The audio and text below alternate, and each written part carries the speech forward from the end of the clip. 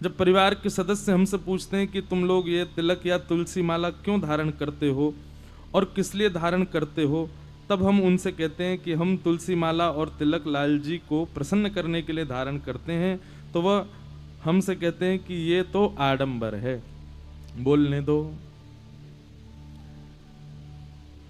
देखो, एक मेरी बात सुनना। एक व्यसनी व्यक्ति को देखो। व्यसनी व्यक्ति धुआं उड़ाता है, मदिरा पान करता है, दुनिया भर के उल्टे सीधे काम करता है, मुर्गा खा जाता है, जाने क्या क्या करता है। लोग उसको समझाते हैं कि नहीं, ए भाई ये गलत है, ये मत किया करो, ये मत किया, इससे ये होता है, इससे ये होता है, इससे ये होता है, ऐसा ऐसा सब समझाते हैं। क्या करता है? एक कान से सुनता है, दूसरे से निकालता है, व्यसन कभी नहीं छोड़ता। ऐसे ही भक्त को होना चाहिए। आपकी वैष्णव भक्ति पर कोई प्रश्न चिन्ह उठाए तो एक कान से चुनो, दूसरे से निकालो। बोले ठीक है भैया, नहीं करेंगे, लेकिन करो। उससे इतने चिंतित क्यों होते हो? देखो, ये बात हम नहीं कह रहे हैं, स्वयं ध्रुव जी महाराज भागवत जी में कहते हैं कि भक्ति कैसी करो? बोले एक व्यसनी व्यक्ति की तरह करो। मैं एवं विभोर नहीं, ये श्लोक नहीं, ये तो गोपियों का है। मैं अभी सुनाता हूं, वही श्लोक सुनाता हूं जो श्री ध्रुव जी महाराज भागवत जी में कहते हैं। ठाकुर जी से निवेदन करते हुए श्री ध्रुव जी महाराज कह रहे हैं, हे नाथ, भक्ति मुहु प्रवहताम त्वयि में प्रसंगो भूयादनंतमहताम ममलाशयानाम भक्ता भजस्व दुर्वाग्रहमात्यजास्मान् देवो यथादि पुरुषो भजते मुमुक्षु।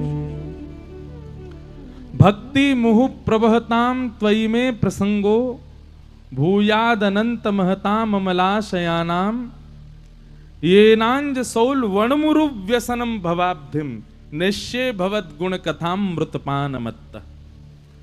ध्रुव जी महाराज कहते हैं, बोले नाथ, मुझे आपकी भक्ति कैसे करनी है? बोले एक व्यसन की तरह करनी है। व्यसनी व्यक्ति बहाने ढूंढता है व्यसन करने के, ऐसे ही मैं भी बहाने ढूंढूं आपकी भक्ति करने के।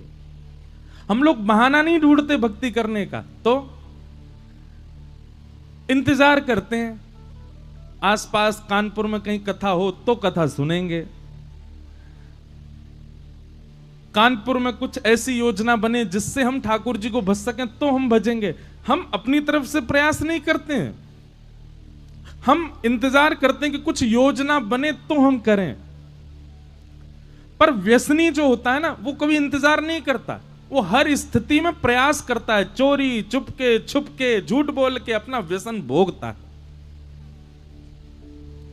मैं कथा में बताया करता हूं कभी कभी, व्यसनी व्यक्ति का स्वभाव कैसा होता है। अगर वो क्लास में फेल हो जाए कॉलेज में, तो दुख में गम में बेचारा अपना व्यसन भोगता है। भैया ये मत करने देना, अब नहीं हो बस। व्यसनी व्यक्ति कैसा होता है कि जैसे ही मैं क्या बता रहा था, कॉलेज में फेल हो गया, तो फेल होते ही क्या होता है, दुख में गम में आ गया, इतना गम में आ गया मित्रों के साथ, चलो यार आज पी के आएंगे हम, तो यार फेल हो गए आज क्या करें, पीता है। और जिस दिन फर्स्ट डिवीजन पास हो गया, फर्स्ट रैंक पास हो गया, उस दिन खुशी में पीता है। कोई शादी ब्याह घर में हो तो उत्सव में पीता है। और कोई बेचारा मित्र विदेश चला गया छोड़ करके अकेला पढ़ने के लिए, तो उसके गम में पीता है। व्यसनी व्यक्ति केवल बहाने ढूंढता है अपने व्यसन को भोगने के। ऐसे ही भक्त होना चाहिए। भगवान नहीं करे कोई भक्त फेल हो, लेकिन फेल हो जाए तो भी फिर भजन करो। आज एक माला ज्यादा करेंगे, हम फेल हो गए, आज फर्स्ट रैंक पास हो गया, आज 5 माला ज्यादा करेंगे। आज हमारे बुआ की बेटी की शादी है, आज हम 6 माला ज्यादा करेंगे। हमको जिससे प्रेम था आज उसी का ही ब्याह है, आज 20 माला ज्यादा करेंगे। गम में भजन ज्यादा करो, व्यसनी व्यक्ति की तरह भक्ति करो। जैसे व्यसनी व्यक्ति हर स्थिति में व्यसन की ओर भागता है, ऐसे ही भक्त का स्वरूप कैसा हो, हर स्थिति में ठाकुर जी की ओर भागे, ठाकुर जी की ओर भागे। जैसे क्या होता है, बच्चे आपस में बात करते हैं तो शर्त लगाते हैं, हाँ भाई सुन देख, अगर आज ऐसा हुआ तो फिर शाम को पार्टी देनी पड़ेगी तुझको। तो पार्टी में क्या करते हैं, बहुत ऊंचे लेवल वाले व्यसनी होते हैं तो फिर व्यसन भोगते हैं, छोटे लेवल वाले होते हैं तो फिर कहीं बेचारे बाहर जाके कुछ खा आते हैं। भक्त का स्वरूप कैसा होना चाहिए, देख भाई आज अगर भारत जीता तो रात में मैं और तू दोनों बैठेंगे 11-11 माला एक्स्ट्रा करेंगे आज, अगर भारत जीता तो। और वो बोला हार गया तो बोले तो फिर 21-21 माला करेंगे, गम में ज्यादा करेंगे, खुशी में थोड़ी कम कर लेंगे, लेकिन करेंगे। हर स्थिति में है क्या, भजन। ये हम बोल रहे हैं, आप सुन के खुश हो रहे हो, पर करेगा कोई नहीं, ये बात मैं जानता हूं। लेकिन जिस दिन ऐसी स्थिति हो गई, ये वरदान मांगा है ध्रुव जी महाराज ने भगवान से कि महाराज एक व्यसन की तरह मेरे अंदर भक्ति आ जाए। जैसे एडिक्शन होता है किसी वस्तु का, व्यसनी व्यक्ति, वो तंबाकू होता है ना, कभी तंबाकू एक तो होता है गुटखा वाला, और एक होता है ऐसे करके जो ये ऐसे मीटते हैं ना, उसको कभी गलती से सूंघ लेना आपको मतलब ऐसा लगेगा कि जैसे कोई जानवर मर गया हो, बहुत दिन का सड़ गया हो, ऐसी उसमें से दुर्गंध आती है। और खाने वाला व्यक्ति उसको चाव से खाता है, लेकर के ये बढ़िया होठ ऊपर करके बीच में दबा के 3 घंटा बैठा रहता है, उसको कितना स्वाद आता है उसमें। ऐसे ऐसे व्यसनी है महाराज हमारे ब्रजमंडल में। वैसे तो नहीं बताना चाहिए, हमारे ब्रजमंडल में एक मंजन करते हैं नशे का, इतना गंदा होता है, इतना गंदा होता है। आप कहोगे महाराज जी आपको कैसे पता? हम दुनिया में घूमते रहते हैं ना, तो हमको पता है। अब भाई सब परिवार बड़े बड़े होते हैं, परिवार में एक आध लोग तो होते ही हैं करने वाले सब काम, तो उनको देखते हैं, देख करके फिर उनके पास देख के सब समझ में आती बातें। इतना इतना मतलब क्या बताएं, इतनी भयानक दुर्गंध होती है। अगर मैंने एक बार सूंघ ली थी तो 1 घंटा के लिए मूर्छित हो गया था, मैं 1 घंटा के लिए बेहोश हुआ था। और करने वाला व्यक्ति इतने चाव से करता है उसको कि मानो जैसे अमृत ले रहा हो, इतना आनंद में आ जाता है।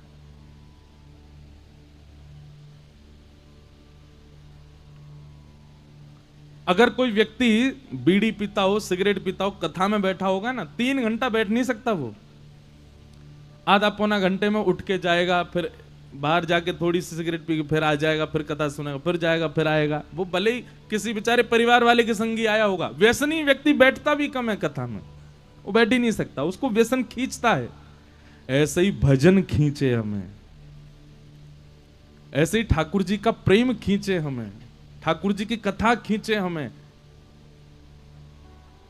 भक्ति मुहु प्रवहताम त्वयि में प्रसंगो भूयादनंत महताम ममलाशयानाम ये नांजसोल्वणमुरु व्यसनम भवाब्धिम निश्चय भवत गुण कथामृतपान मत्त। तो भक्ति कैसी हो, एडिक्शन की तरह, वो लग जाए फिर छूट ना पाए, लाख कोशिश करने पर भी ना छूट पाए, लगी रहे।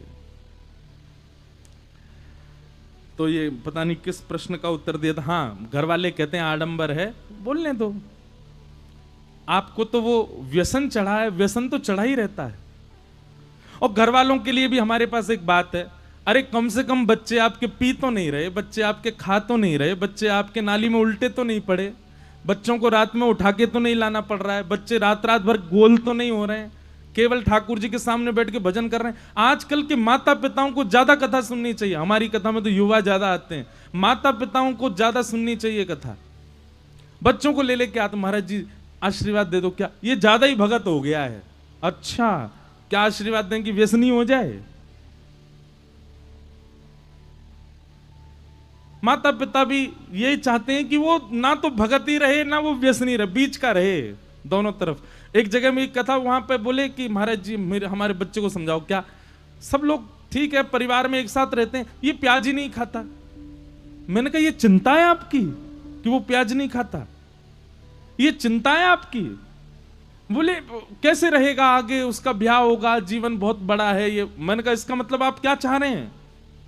मैंने कहा ये अभी का समय, 100 साल बाद माता पिता गुरुजनों के पास बच्चों को लेके आएंगे, कहेंगे महाराज जिसको समझाइए ना, पीता ही नहीं है बिल्कुल भी, अभी ट्रेंड चल रहा है, सब पीते हैं, ये क्यों नहीं पीता है?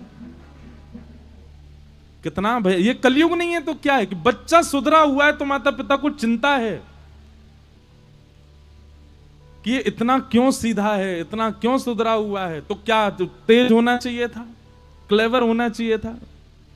सीधा है तो अच्छा है ना। अभी मैंने बहुत बदलाव देखा है, कोविड से पहले का समय, कोविड के बाद का समय, युवाओं में भक्ति अचानक से बहुत अच्छे से बढ़ रही है। अब कोविड से पहले माता पिता बच्चों को लेके आते थे, सुनते नहीं हमारी बात, बिल्कुल मानता नहीं, कथा में बैठता नहीं, भजन करता नहीं, मंदिर नहीं जाता। अब उल्टा हो रहा, अब माता पिता लाते हैं, बोले इसकी आए दिन जिद करता है वृंदावन चलो, तिलक लगा के कॉलेज जाता है, महाराज जी क्या बताएं, आप इसको समझाओ। ये चिंता का विषय है भैया। यही कलयुग है कि एक समय ऐसा आएगा कि व्यसनी होना उसको लोग सामान्य मानेंगे और वैष्णव होना उसको लोग चिंता का विषय मान लेंगे कि वैष्णव कैसे हो गया। यही कलयुग है। कलयुग का स्वरूप क्या है? वो अच्छी चीजों को, सुधरी हुई चीजों को, भावमयी चीजों को, बढ़िया चीजों को धीरे धीरे हमको दूषित दिखाने लग जाता है। तो भैया माता पिताओं से हमारी प्रार्थना, बच्चे कम से कम आपके सुधरे हुए तो हैं, इसकी खुशी मनाओ, क्यों परेशान हो रहे हो?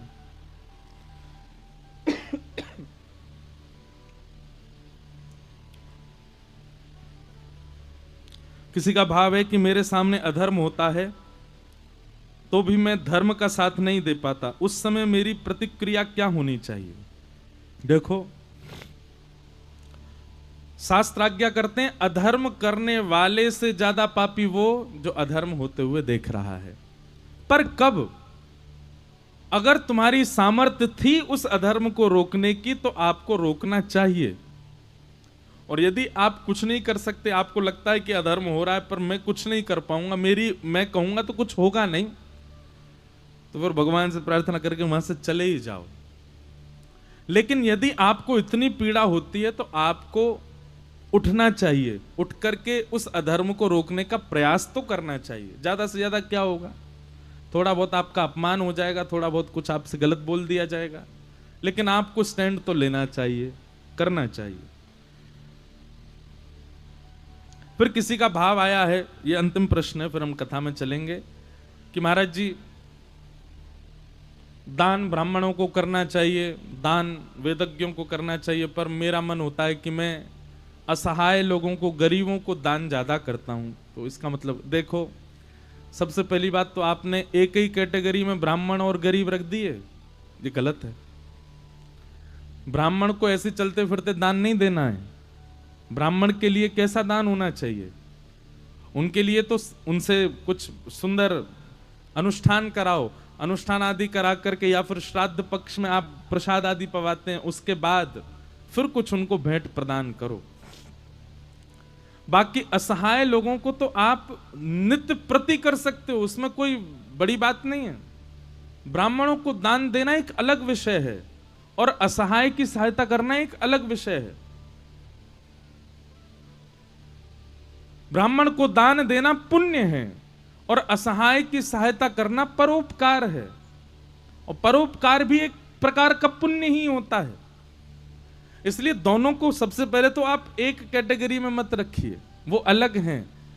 ब्राह्मण को जो आप देते हैं उससे आपके पितृ, आपका पूरा परिवार फलता है, फूलता है, समृद्ध होता है। असहाय को जब आप देते हैं तो उसका आशीष मिलता है, उससे आपको शुभकामना मिलती है। वो फले नहीं फले वो उसके ऊपर निर्भर नहीं, पर ब्राह्मण का फलेगा। इसलिए असहायों की सहायता करना ये अच्छी बात है, पर ब्राह्मण को दान देना, उसको इनको जोड़िए मत, वो अलग विषय है। तो इस प्रकार आज भी बहुत और भी कई प्रश्न हैं, पर हम सबको प्रणाम मात्र करते हैं। आज ठाकुर जी का जन्मोत्सव करना है कथा में, इसलिए हम प्रसंग में प्रवेश करते हुए आइए बड़े मंगल भाव से कथा का श्रवण करते हैं। बोले वृंदावन बिहारी लाल की। परीक्षित को श्राप लगा।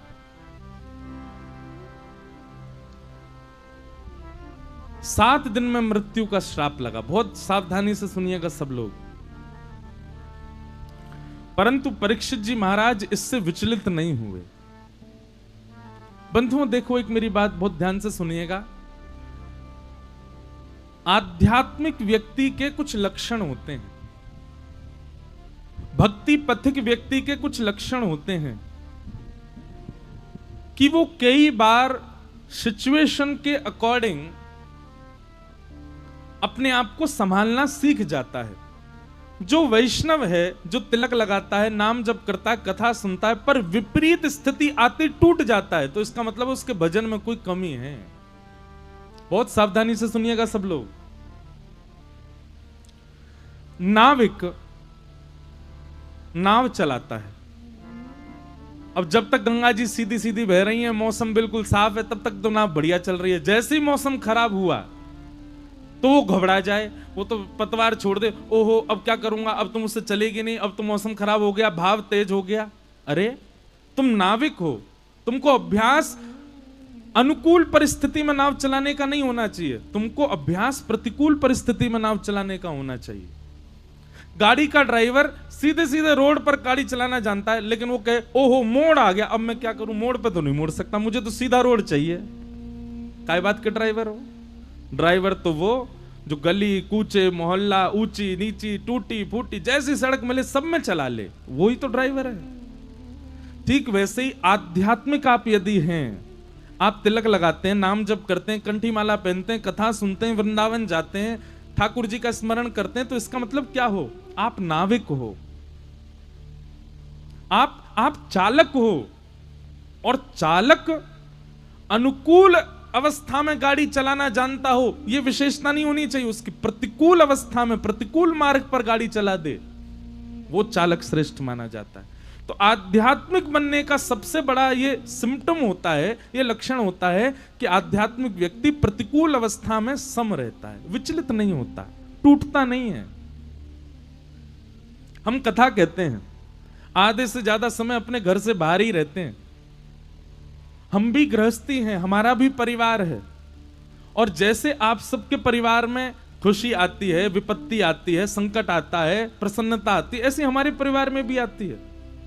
पर हम सत्य बता रहे हैं। अब ज्यों-ज्यों कथा में आगे बढ़ते जा रहे हैं, उसका प्रभाव नहीं होता। कई बार हम व्यास मंच पर आकर के उत्सव मना रहे होते हैं, हमारे परिवार में कुछ हुआ होता है,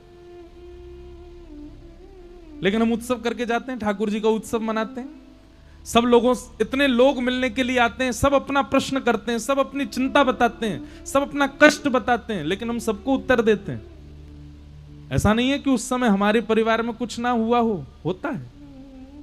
लेकिन आध्यात्मिक होने का मतलब, व्यास होने का मतलब, कथाकार होने का मतलब, भक्ति पथिक होने का मतलब ही यही है कि विपरीत परिस्थिति आपको हिला ना सके, आपको ज्यादा विचलित ना करे।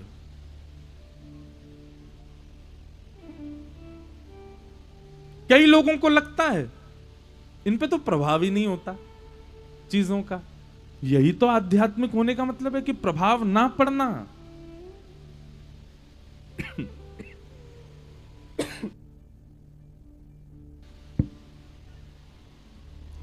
बहुत ध्यान से सुनिए।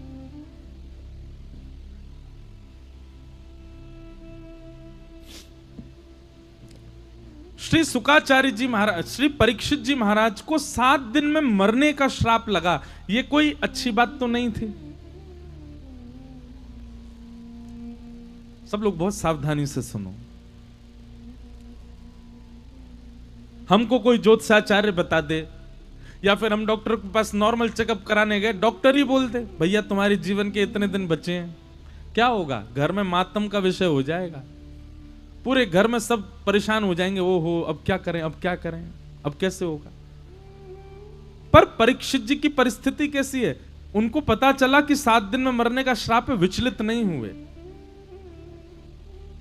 हर स्थिति में सकारात्मकता देखना ये एक आध्यात्मिक व्यक्ति का लक्षण है। वो गिर भी जाएगा ना तो पैर में चोट लगने पर विचार करेगा इसमें भी कुछ अच्छा ही होना होगा, इसीलिए पैर में चोट लगी। पत्नी छोड़ के चली गई, कुछ अच्छा ही होना होगा इसीलिए चली गई। पति बात नहीं मानता, कुछ अच्छा ही होगा इसीलिए नहीं हो रहा। हर तरीके की स्थिति, इसका मतलब ये नहीं कि हाथ पे हाथ धर के बैठ जाए, कुछ करे ना, प्रयास तो करे कि वो सिचुएशन सॉल्व हो, पर उसमें विचलित ना हो, उसमें व्यथित ना हो। जब परीक्षित महाराज की पत्नी ने कहा कि तुमको 7 दिन में मरने का श्राप लगा और आपका चेहरा इतना प्रसन्नता में खिला हुआ है, ऐसा लग रहा है कुछ हुआ ही नहीं है, आप परेशान क्यों नहीं हो रहे हैं, आप इतने प्रसन्न क्यों हैं? तो परीक्षित जी महाराज कहते हैं, देवी, संसार में किसी भी व्यक्ति के अंत का कोई पता नहीं है, कोई कभी भी मर सकता है। पर एक ब्राह्मण बालक ने मुझको 7 दिन बाद मरने का श्राप दिया है, इसका मतलब यह है कि कल यदि ब्रह्मा भी चाहे कि मेरी मृत्यु हो तो नहीं हो सकती, मैं 7 दिन से पहले नहीं मरूंगा। संसार में यहां जितने भी लोग पंडाल में बैठे हैं, मेरे सहित हम में से कोई भी ये दावा दे सकता है कि हम अगले घंटे जीवित रहेंगे? घंटा तो बहुत दूर की, अगले मिनट भी हम जीवित रहेंगे? भाई लोगों को इस बात का अनुभव होगा, क्योंकि शमशान जाते हैं ना, तो शमशान में एक वैराग्य आता है। क्या? जब शव को लेके जाते हैं तो आपस में सब वहां चर्चा करते हुए जाते हैं, भाई कुछ पता नहीं है जीवन का, कल तो चाय पी रहा था मेरे संग बैठ के, तेरे संग तो कल पी, सुबह सुबह मॉर्निंग वॉक करके मेरे घर आया था, यूं कह रहा करेला का जूस पिलाओ, कैसे चला गया? कभी भी जा सकता है, किसी का अंत भैया कभी भी हो सकता है, मृत्यु कभी भी किसी की भी आ सकती है। सब लोग ऐसी चर्चा करते हैं वहां पे, लेकिन वो चर्चा शमशान में ही रह जाती है, बाहर आती फिर सब भूल जाते हैं कि भाई हर क्षण अंतिम हो सकता है, सब भूल जाते हैं, फिर से सब उन्हीं कार्यों में लग जाते हैं। व्यक्ति को भजन करते समय, लिखिएगा इस बात को, भजन करते समय और पढ़ते समय हमेशा यह सोचना चाहिए कि अगला क्षण भी मेरा अंतिम हो सकता है, मैं जितना हो इसी क्षण में ही सब ले लूं, जितना हो सके पढ़ लूं, जितना हो सके भजन कर लूं, अंतिम क्षण भी मेरा अंतिम हो सकता है। और पाप करते समय, गलत करते समय, छल कपट करते समय यह सोचना चाहिए जीवन तो बहुत बड़ा है, कल कर लेंगे, आज छोड़ो। और फिर जैसे ही कल आए तो कल फिर यही सोच लेना चाहिए आज और रहने दो, कल कर लेंगे। गलत करते समय यह विचार करे कि जीवन बहुत बड़ा है, और भजन करते समय यह विचार करे अगला क्षण भी अंतिम हो सकता है, जितना हो सके इसी क्षण में ही नाम जप लूं, जितना हो सके इसी क्षण में ही किशोरी जी का स्मरण कर लूं।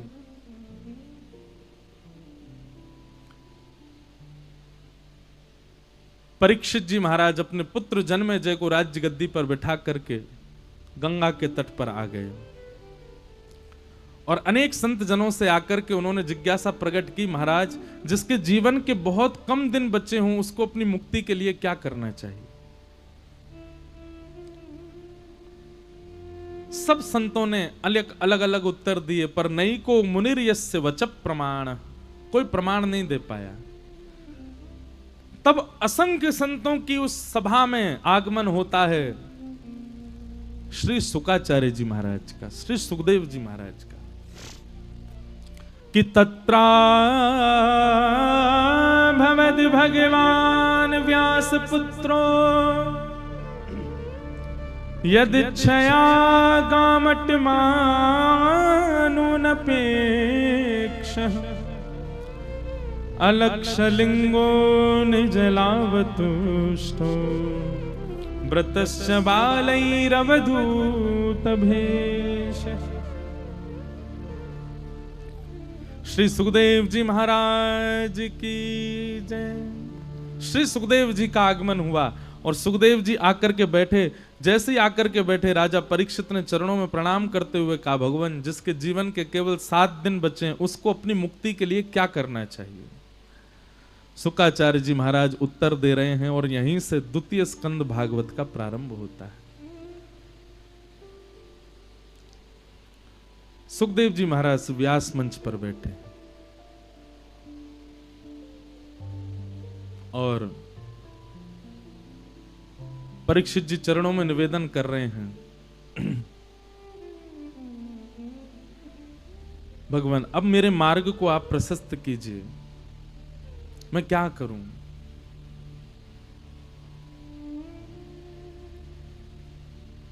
बंधुओं,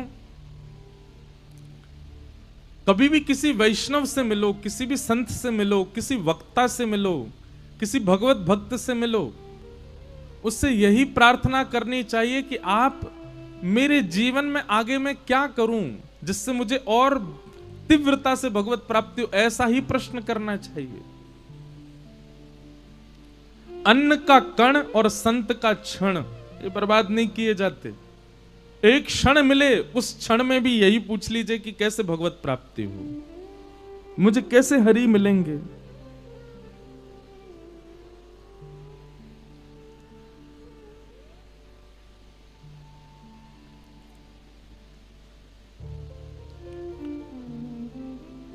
शुकाचार्य जी महाराज के चरणों में प्रणाम करते हुए परीक्षित पूछ रहे हैं कि कैसे भगवत प्राप्ति होगी। सुखदेव जी महाराज अब यहां से कहना प्रारंभ करते हैं, वरियाने शते प्रश्न क्रतो लोक हितं नृप आत्मवेद सम्मत पुंसां श्रोतव्यादिषु पर।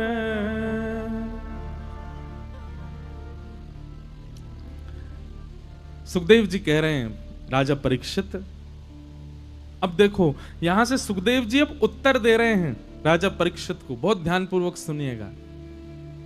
राजन,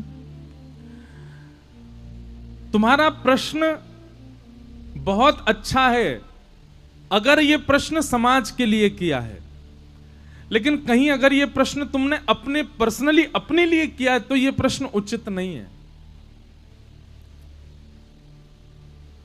क्यों भाई? 7 दिन में मरने का श्राप तो परीक्षित को लगा है, परीक्षित अपने लिए ही पूछेगा, समाज के लिए क्यों पूछेगा?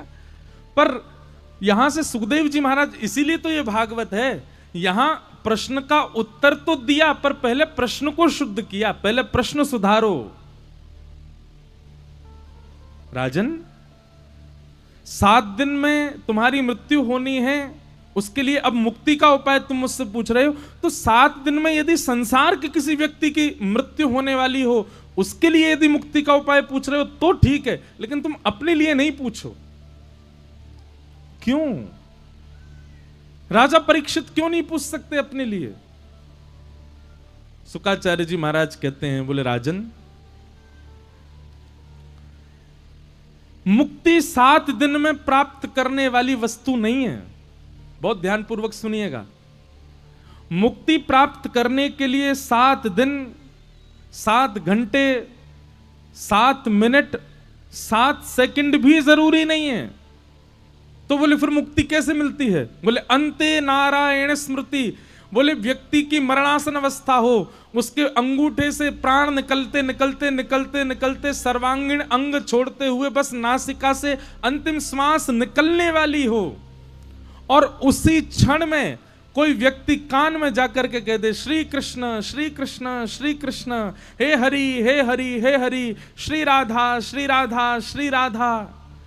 अंतिम श्वास निकलते समय भी यदि हरिनाम उसके मुख से बुलवा दिया जाए या उसके कान में हरिनाम कह दिया जाए तो भी उसकी मुक्ति हो ही जाएगी। अंते नारायण स्मृति। फिर भले ही जीवन में उसने कितना भी पाप किया हो, फिर भले ही जीवन में उसने कितना भी दुराचार किया हो, पर अंतिम क्षण में यदि उसने भगवत स्मरण कर लिया, उसको मुक्त होने से कोई नहीं रोक सकता। आप कहोगे महाराज जी ये तो बड़ी अलग बात है और बड़ी आसान है मुक्ति तो। जीवन भर व्यक्ति पाप करे, जीवन भर व्यक्ति व्यसन करे, जीवन भर व्यक्ति छल कपट आदि करे, अंतिम श्वास में भगवान नाम ले ले, हाँ तो उससे मुक्ति मिल जाएगी उसको। उसके जीवन के सारे जो क्रियाकलाप हैं सब मिटा दिए जाएंगे, फिर उसको वैकुंठ ही मिलेगा। लेकिन ये उतना ही कठिन है जितना मट्टी को घुसने से मट्टी में से तेल हो जाए, पानी को मथने से पानी में से घी हो जाए। ये उतना ही कठिन है। क्या? अंतिम श्वास में हरि का नाम लेना। जन्म जन्म मुनि जतन कराही, अंतराम कहीं आवत नाही। अंतराम कहीं आवत नाही, अंतराम कहीं आवत नाही।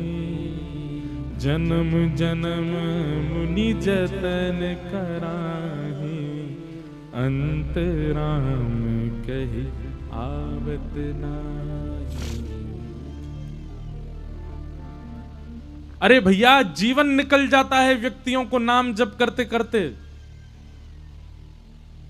उसको हर समय भगवान स्मरण में रह सकते हैं, पर अंतिम क्षण जब व्यक्ति का आता है, पता नहीं ऐसा क्या होता है कि उस समय व्यक्ति भगवान को भूल ही जाता है।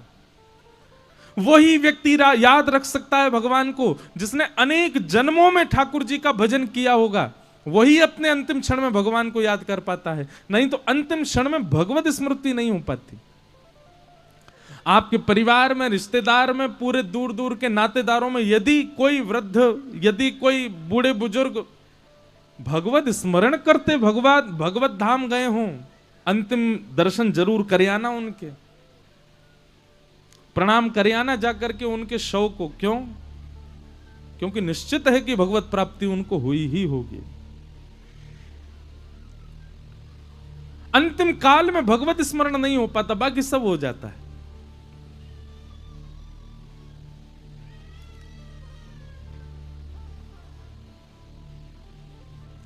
इसलिए भैया, अंतिम क्षण में भगवान का नाम स्मरण में आए, उसी के लिए ही गुरुजन आज्ञा करते हैं। इतना नाम जपो, इतना नाम जपो। अपनी युवावस्था, अपनी पौगंड अवस्था, अपनी वृद्धावस्था सब नाम जप में निकाल दो, ताकि आपके श्वास श्वास से नाम निकले। कहीं अंतिम श्वास आवे तो अंतिम श्वास में भी राम ही निकले। लेकिन हम लोगों ने क्या करा? युवावस्था, पौगंड अवस्था, ये सब निकाल देते हैं हम लोग। कब पकड़ते हैं माला? वृद्धावस्था में। और वृद्धावस्था में नाम जप करना प्रारंभ करते हैं, घुटने दर्द कर रहे हैं, कमर दर्द कर रही है, आंखों में पड़ेगा जाला, नाक से बहेगा नाला, लाठी से पड़ेगा पाला। तब नाम जप शुरू करते हैं। कहां से अंतिम श्वास में भगवान नाम आ जाएगा? यहां तो कह रहे हैं कि अनेक जन्मों से जब नाम जप चल रहा होगा, तब अंतिम श्वास में भगवान नाम याद आ सकता है। अब पूर्व जन्म का तो हमको नहीं पता, पर इस जन्म में तो हमको पता है। अभी से ही नाम जप प्रारंभ कर दो। चलते फिरते उठते, देखिए मंत्र की विधि होती है कि वो एक जगह बैठ करके करना चाहिए। मंत्र का नियम होता है शुद्ध अवस्था में करना चाहिए, पर भगवान नाम वो तो आप कैसे भी गा सकते हो। बस में बैठ के गाओ, ऑटो में बैठ के गाओ, चलते हुए गाओ, क्रिकेट खेलते हुए गाओ, नहाते भये गाओ, सोते भये गाओ। भगवान नाम तो आप कभी भी गा सकते हैं। कृष्ण कृष्ण कृष्ण कृष्ण कृष्ण कृष्ण कृष्ण कृष्ण कृष्ण, श्वास श्वास पर कृष्ण भज, वृथा श्वास जन खोए, ना जाने या श्वास की आवन होए ना होए। हमने अभी अभी कृष्ण कृष्ण रटना बंद किया था, बस सांस ले ही रहे थे कि उसकी अंतिम श्वास, उसकी अगली श्वास जो थी वही अंतिम थी, और उसमें ही नहीं ले पाए, रह गए, चूक गए। जैसे एक नंबर से व्यक्ति सीए बनने से रह जाता है, एक नंबर से व्यक्ति यूपीएससी में तैयारी करने से रह जाता है, एक नंबर से व्यक्ति सिविल में जाने से रह जाता है, ऐसे ही एक श्वास से व्यक्ति वैकुंठ जाने से रह जाता है। भले ही उसने जीवन भर नाम जप किया हो, अंतिम श्वास में यदि नाम नहीं निकल पाया तो फिर डिसाइड बाद में होगा कि वैकुंठ जा सकता है कि नहीं। फिर चित्रकेतु पूरा खर्रा निकालेंगे, सब चेक करेंगे, पुण्य पाप आदि सब देख करके फिर थोड़ी देर के लिए नरक भी जाना पड़ सकता है। एक और बात बताएं आपको, नरक सबको जाना पड़ता है। अगर हमने अपने दूषित कर्मों को संसार में नहीं भोगा, तो उसको भोगने के लिए नरक जाना पड़ेगा। कहां तक कहें, धर्मराज युधिष्ठिर को एक क्षण के लिए नरक जाना पड़ा था, एक सेकंड के लिए नरक जाना पड़ा था। क्यों? क्योंकि झूठ बोला था, और वो झूठ भी भगवान के कहने पे ही बोला था, तो भी उनको नरक दर्शन करना पड़ा। तो हम कैसे बच जाएंगे?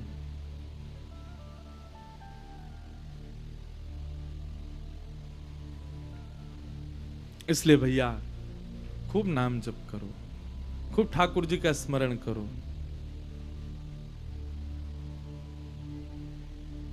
किशोरी जी का स्मरण करो। किशोरी तेरे चरणन की रज पाऊं, किशोरी चरणन की रज पाऊं, किशोरी तेरे चरणन की रज पाऊं, किशोरी तेरे चरणन की रज पाऊं। बैठी रहूं जन के कोने, बैठी रहूं। सब लोग गाओ मेरे साथ। भैया देखो, कानपुर में हमने ज्यादा पद तो नहीं गाए हैं, क्योंकि पद थोड़े कठिन होते हैं समझने में, गाने में, पर हमको पद गाना बहुत प्रिय लगता है। पद और भजन में अंतर होता है, पर हम ये पद गा करके आप लोगों को एक प्रकार से व्यास मंच से आज्ञा कर रहे हैं, इस पद को अपनी नित्य स्तुति में गाया कीजिए।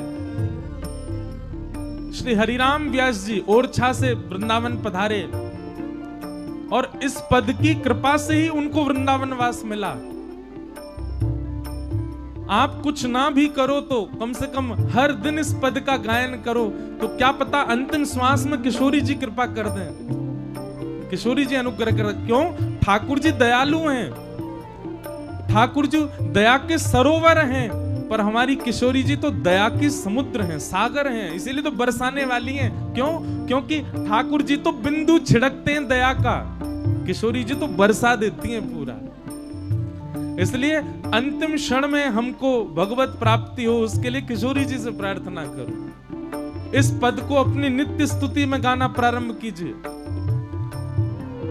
किशोरी तोरे चरणन की रज पाऊं, किशोरी तोरे चरणन की। नेत्र बंद करके हमारी वृंदावनेश्वरी श्री किशोरी जी का स्मरण करके सब लोग आओ। ओ बैठी रहूं कुंजन के कोने, बैठी रहूं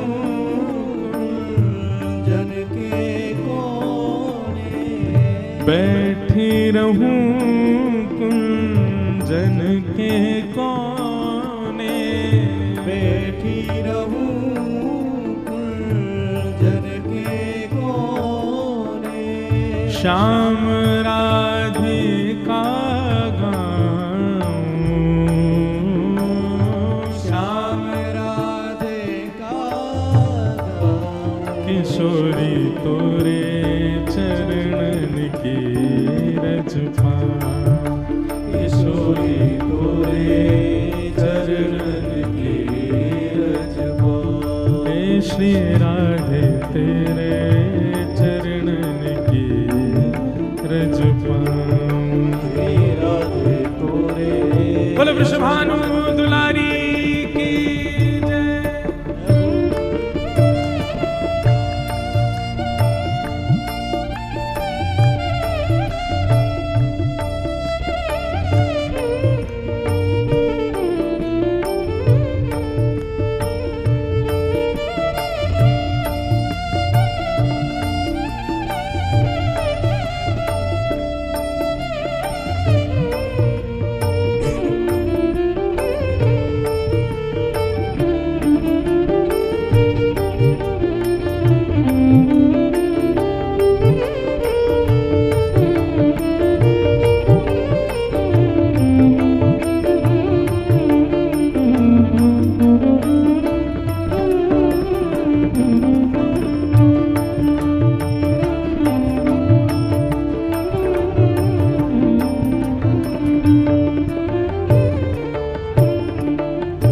जारज को ब्रह्मादिक तरसत, जारज को ब्रह्मादिक तरसत, जारज को ब्रह्मादिक तरसत, जारज को ब्रह्मादिक तरसत, सूरज शीश चढ़ाऊं, सूरज शीश चढ़ाऊं, हे व्यास स्वामिनी की छवि निरखत, व्यास स्वामिनी की छवि निरखत, श्री व्यास स्वामिनी की छवि निरखत, व्यास स्वामिनी की छवि निरखत, विमल विमल जस गाऊं, विमल विमल रस गाऊं, किशोरी तेरे चरणन की रज पाऊं, किशोरी तेरे चरणन की रज पाऊं, हे श्री श्यामा तोरे चरणन की रज पाऊं, मेरी श्यामा तेरे चरणन की रज पाऊं, ओ श्री राधे तेरे चरणन की रज पाऊं, मेरी राधे तेरे चरणन की रज पाऊं। तो शुकाचार्य जी प्रार्थना करते हुए कह रहे हैं कि परीक्षित, मुक्ति के लिए 7 दिन की जरूरत नहीं है, 7 घंटे की जरूरत नहीं है, 7 मिनट की जरूरत नहीं है, 7 सेकंड की भी जरूरत नहीं है। तुम्हारे प्राण निकल रहे हो, अंतिम क्षण में मुझको बुला लेना, अंतिम क्षण में तुमको मुक्ति मिल जाएगी। क्यों? जैसे तुम्हारी अंतिम श्वास निकल रही होगी, सब लोग मिलकर के हरि नाम संकीर्तन कर देंगे। हरि नाम संकीर्तन सुनते सुनते तुम भी 2 शब्द मुख से निकाल करके मृत्यु को प्राप्त हो जाना, मुक्ति मिल जाएगी। 7 दिन के लिए क्यों प्रयास कर रहे हो? लेकिन राजन, मुक्ति की कामना संसारी व्यक्ति करे, संसारी व्यक्ति पूछे तो समझ में आता, पर राजा परीक्षित पूछ रहा है मुक्ति के लिए। बहुत सावधानी से सुनिए सब लोग, इधर देखो। हम थोड़ी देर इस विषय को कहेंगे, फिर जल्दी जल्दी भागेंगे नंदोत्सव की ओर, इसलिए ध्यान से सुनो। क्यों राजा परीक्षित क्यों नहीं मांग सकता मुक्ति 7 दिन में? बोले राजन, भगवान ने तुम्हारी रक्षा तुम्हारी मातृ गर्भ में जाकर के की है। ब्रह्मास्त्र छोड़ दिया था अश्वत्थामा ने तुमको मारने के लिए, लेकिन तुम उस समय अपनी मां के गर्भ में थे और भगवान ने जाकर के तुम्हारी मातृ गर्भ में तुम्हारी रक्षा की। मुक्ति तो तुमको वैसे ही मिल जानी है, क्योंकि भगवान ने तुम्हारा जन्म बाद में हुआ है, भगवान का दर्शन तुमने पहले कर लिया है, मुक्ति तो तुमको मिल ही जानी है।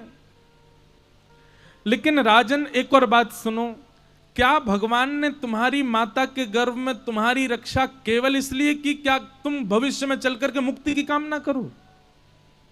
मुक्ति इतनी बड़ी चीज नहीं है, ये मुक्ति राक्षसों को भी मिल जाती है, और वही मुक्ति हम भक्तों को भी मिल जाए तो हम में राक्षसों में अंतर क्या है? राजा परीक्षित बोले तो फिर 7 दिन में मैं क्या करूं? तब शुकाचार्य जी कहते हैं, राजन, अगर मुक्ति की कामना करोगे तो मुक्ति से तो मृत्यु के उपरांत, मृत्यु के बाद भगवान का दर्शन होता है, और मुक्ति अंतिम क्षण में भी मिल जाती है। परंतु इन 7 दिनों के हर क्षण को यदि तुम भक्ति में विलीन कर दोगे तो 7 दिन में भक्ति से जीते जी भगवान का दर्शन हो जाएगा। मुक्ति मतलब मृत्यु के बाद भगवत दर्शन, और भक्ति मतलब जीते जी भगवान का दर्शन। अरे राजन, तुमको तो यह पूछना चाहिए कि तक्षक सर्प आकर के मुझे डसे, उसके आने से पहले पहले मुझको भगवान का दर्शन करना है। मृत्यु के बाद की प्रतीक्षा क्यों कर रहे हो दर्शन की? हम सब भी मृत्यु के बाद की प्रतीक्षा करते हैं, मुक्ति मिलेगी हमें।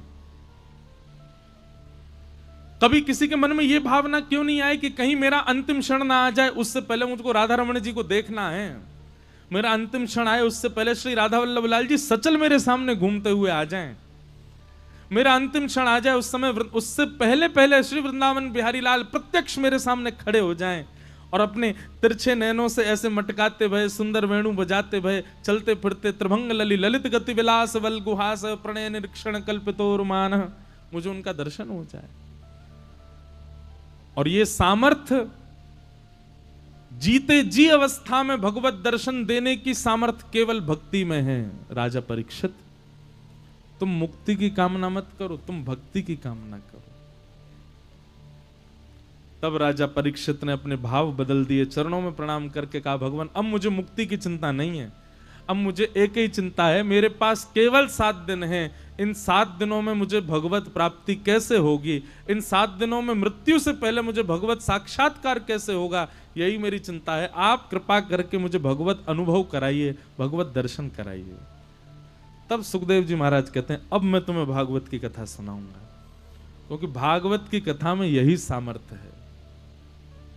ये मंदिर नहीं है, यहां कोई देव प्रतिमा नहीं विराज रही, यहां सुबह शाम नियमित रूप से आरती पूजन नहीं चल रहा है, यहां पर कोई भट्टी नहीं लगी ठाकुर जी का अष्टयाम भोग लग रहा हो, लेकिन फिर भी कथा में बैठे हुए हजारों श्रोताओं में से फिर भी 1, 2 या 5 श्रोताओं को, ज्यादा सबको नहीं होते, कुछ श्रोताओं को भगवत दर्शन, भगवत अनुभव हो जाता है, और ये निश्चित है कि हो जाता है।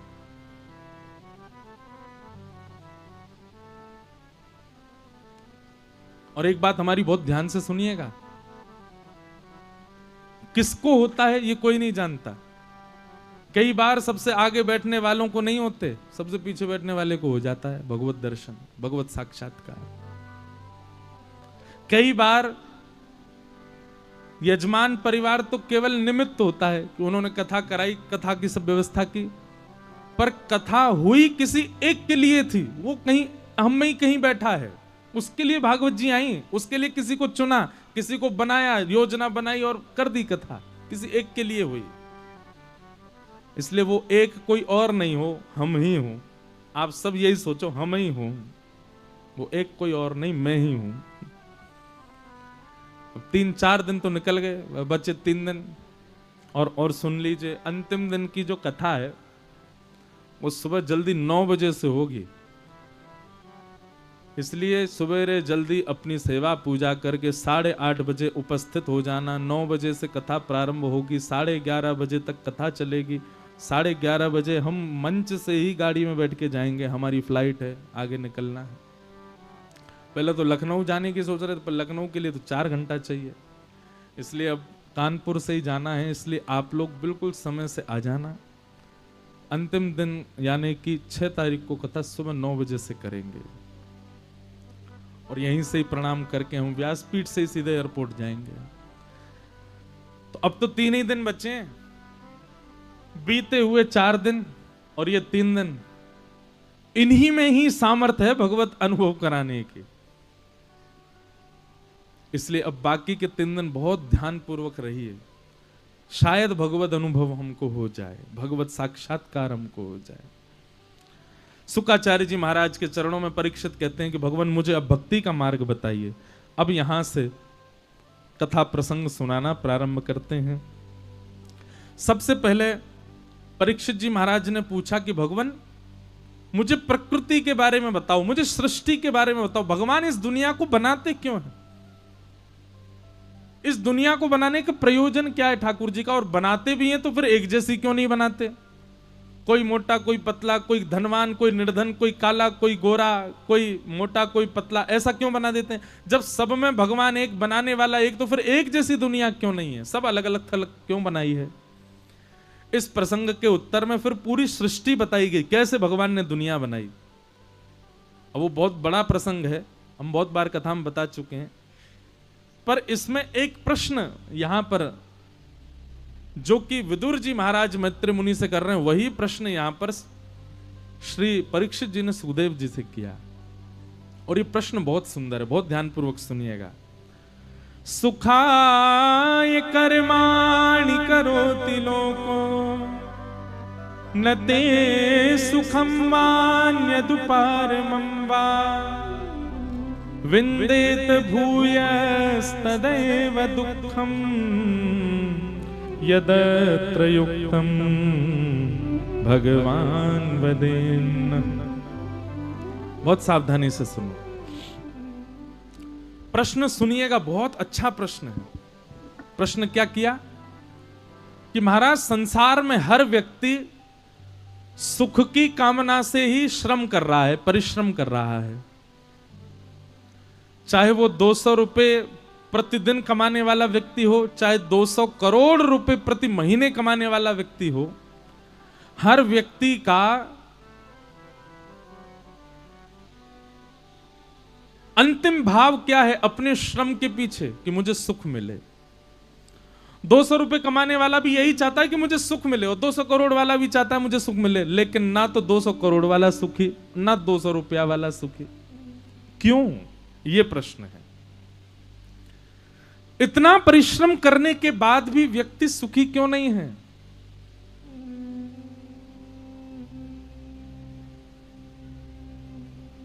एक गायक हुए जगजीत सिंह, नाम सुना है?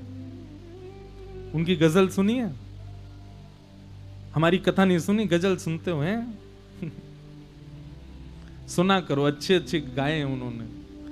बहुत दिन बाद गा रहा हूं मैं, कथा में गाया करता हूं कभी कभी। एक पंक्ति बहुत अच्छी है उनकी। सुबह से शाम तक बोझ ढोता हुआ, सुबह से शाम तक बोझ ढोता हुआ, सुबह से शाम तक बोझ ढोता हुआ, चैन खोता हुआ, बार बार आदमी हर तरफ है जगह, बेशुमार आदमी फिर भी तन्हाइयों का शिकार आदमी, हर तरफ है जगह, बेशुमार आदमी हर तरफ है जगह। सब परेशान है। आप लोगों को लगता होगा जब ऊंचे मंच पर बैठते हैं सब इनको प्रणाम करते हैं, महाराज यहां से निकल के जाओ, सब इनके आगे पीछे भागते हैं हाथ जोड़ के, बहुत सुखी हैं। कमरा में बैठे रहते हैं पूरे दिन, आप माल उड़ाते हैं बस, और कोई काम करना ना धरना, बस 2 घंटा 2.5 घंटा आगे प्रवचन कर जाते हैं, मोटी दक्षिणा लेते हैं, खुश रहते हैं बहुत। भैया ये मेरी नहीं, हर आदमी की स्थिति है। हमको अपने अलावा सब सुखी लगते हैं। ये हर आदमी का स्वभाव है कि उसको अपने अलावा सब सुखी लगते हैं, और उसको जो सुखी लग रहा है ना, उसकी भी यही स्थिति है, उसको भी अपने अलावा सब सुखी लगते हैं। हर संसार के व्यक्ति का यही स्वभाव है। पैदल चलने वाले को लगता है साइकिल वाला बहुत सुखी है, बताओ पैडल मार के भाग जाता है। साइकिल वाले को लगता है मोटरसाइकिल वाला सुखी, इसको पैडल ही नहीं मारना पड़ता, रेस मार के भाग जाता है। मोटरसाइकिल वाले को लगता है गाड़ी वाले सुखी, धूप नहीं ताप लगती इनको, एसी में बैठे रहते हैं। गाड़ी वालों को लगता है महंगी गाड़ी वाले सुखी, कंफर्टेबल ही जाते हैं। महंगी गाड़ी वालों को लगता है चार्टर प्लेन वाले सुखी हैं, हमको हवाई जहाज बुक कराना पड़ता है, 4 घंटा में वहां पहुंचते हैं। चार्टर वाले कहीं भी बैठते हैं कहीं उड़ जाते हैं। सबको यही लगता है। और चार्टर में बैठा हुआ व्यक्ति, उसको ये लगता है झोंपड़ी में रहने वाला कितना सुखी है, ज्यादा इस पर कोई टेंशन ही नहीं है इसके सिर पे, छोटी सी झोंपड़ी उसमें रहता है। हर व्यक्ति को एक दूसरा सुखी लगता है, पर सुखी कोई नहीं है। सुखी कौन है? आप सबको ये पंक्ति याद है, मेरे साथ गाओ।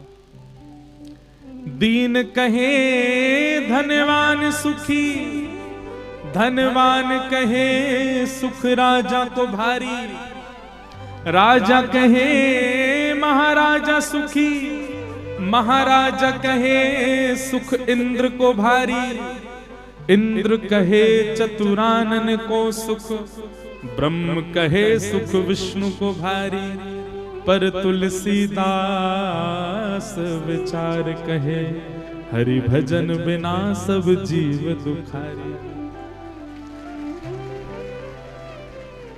आप सब लोग अपना फोन निकालो, सेल्फी कैमरा ऑन करके अपना मुखमंडल देखो। आप इस समय जितने सुखी हो ना, उतने सुखी आप संसार में कभी नहीं रहते। कथा में बैठे हुए आप जितने सुखी हो, हरि का भजन करते समय जितने आप प्रसन्न हो, कथा सुनते हुए आप जितने प्रसन्न हो, ये मूवमेंट है आपका। इससे ज्यादा सुख आपको अपने 100 वर्ष की आयु में कभी नहीं मिल सकता। आप जब जब हरि शरण में जाओगे, हरि शरणागति ग्रहण करोगे, तब तब आप सुखी हो, और वो सबसे बड़ा सुख है आपका। संसार में सुख नहीं है। भागवत जी में संसार का एक दूसरा नाम है, दुखालयम शाश्वतम। क्या नाम है? दुखालयम। जैसे विद्या जहां पढ़ी जाती है उसका नाम विद्यालय, भोजन जहां किया जाता वहां भोजनालय, पुस्तक जहां पढ़ी जाती वो पुस्तकालय, कार्य जहां किए जाते वो कार्यालय, चिकित्सा जहां होती वो चिकित्सालय। अब चिकित्सालय में जाकर के समोसा मांगो,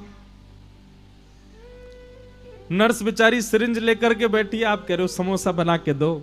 नर्स कहेगी अच्छा, हम तेरे को समोसा वाले दिखते हैं, हम तो सिरिंज लगाना जानते हैं। और समोसा वाले से कहो कि भैया हमको ड्रिप लगा दो, ये उल्टा पुल्टा कैसे चलेगा? तो फिर वही बात संसार में भी लागू है कि आप संसार में ये कैसे कह सकते हो कि हमको सुख चाहिए? इसका नाम ही दुखालय है। पर चोरी चुपके इस दुखालय में सुख यदि कहीं मिलता है तो कथा में मिलता है, हरि भजन में मिलता है, हरि शरणागति में मिलता है, और कहीं नहीं।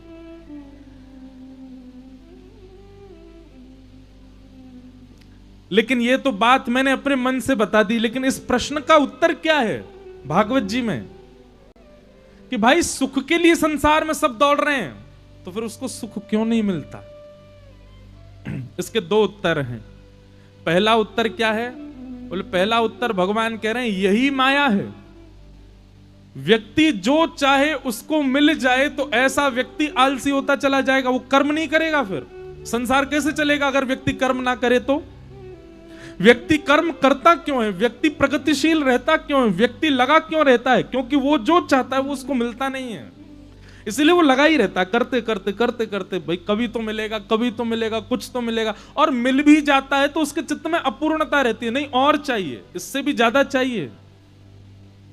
तो भगवान कहते हैं कि संसार में हर व्यक्ति दुखी इसलिए है क्योंकि वो जो चाहता है वो उसको मिलता नहीं है, और यही मेरी माया है।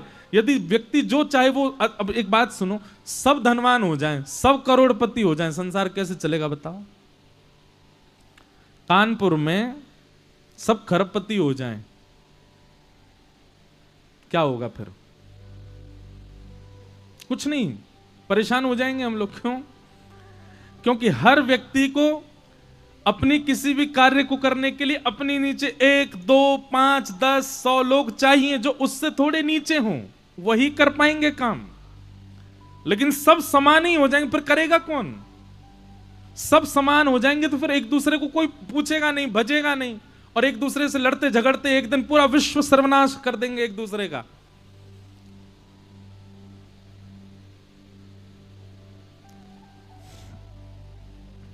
इसलिए संसार में भगवान ने ये ऊंच नीच आदि ये सब थोड़ी थोड़ी रखी है ताकि इससे संसार चलता रहे। अब इसका दूसरा उत्तर सुनिए कि संसार में हर व्यक्ति सुख की कामना से कर्म कर रहा है तो फिर वो सुखी क्यों नहीं होता? इसका उत्तर भागवत जी में नहीं, भगवत गीता में भगवान ने दिया है। क्या? कि व्यक्ति अपने किसी भी कर्म को करने के पीछे सुख की कामना गलत रखता है। सुख की कामना ही नहीं होनी चाहिए, सुख की कामना से कभी कर्म नहीं करना चाहिए, तो फिर शांति की कामना से करना चाहिए। किस कामना से करना चाहिए? शांति। सुख की कामना से भजन, सुख की कामना से कर्म मत करो, क्योंकि आप सुख की कामना से जब करेंगे तो आप लोभी भी हो जाएंगे, आप मोही भी हो जाएंगे, आप चिंतित भी रहेंगे, आप परेशान भी रहेंगे। पर आपकी इच्छा क्या है? मैं जो करूं उसके बदले मुझको शांति मिले। शांति की इच्छा से कर्म करने वाला व्यक्ति कभी लोभी नहीं हो सकता, वो कभी मोही नहीं हो सकता। वो कभी हाथ पैर नहीं फेंकेगा ज्यादा, जितना मिलेगा उसमें प्रसन्न रहेगा, जितना मिलेगा उसमें आनंद में रहेगा, क्योंकि उसका गंतव्य सुख नहीं है, उसका गंतव्य शांति है।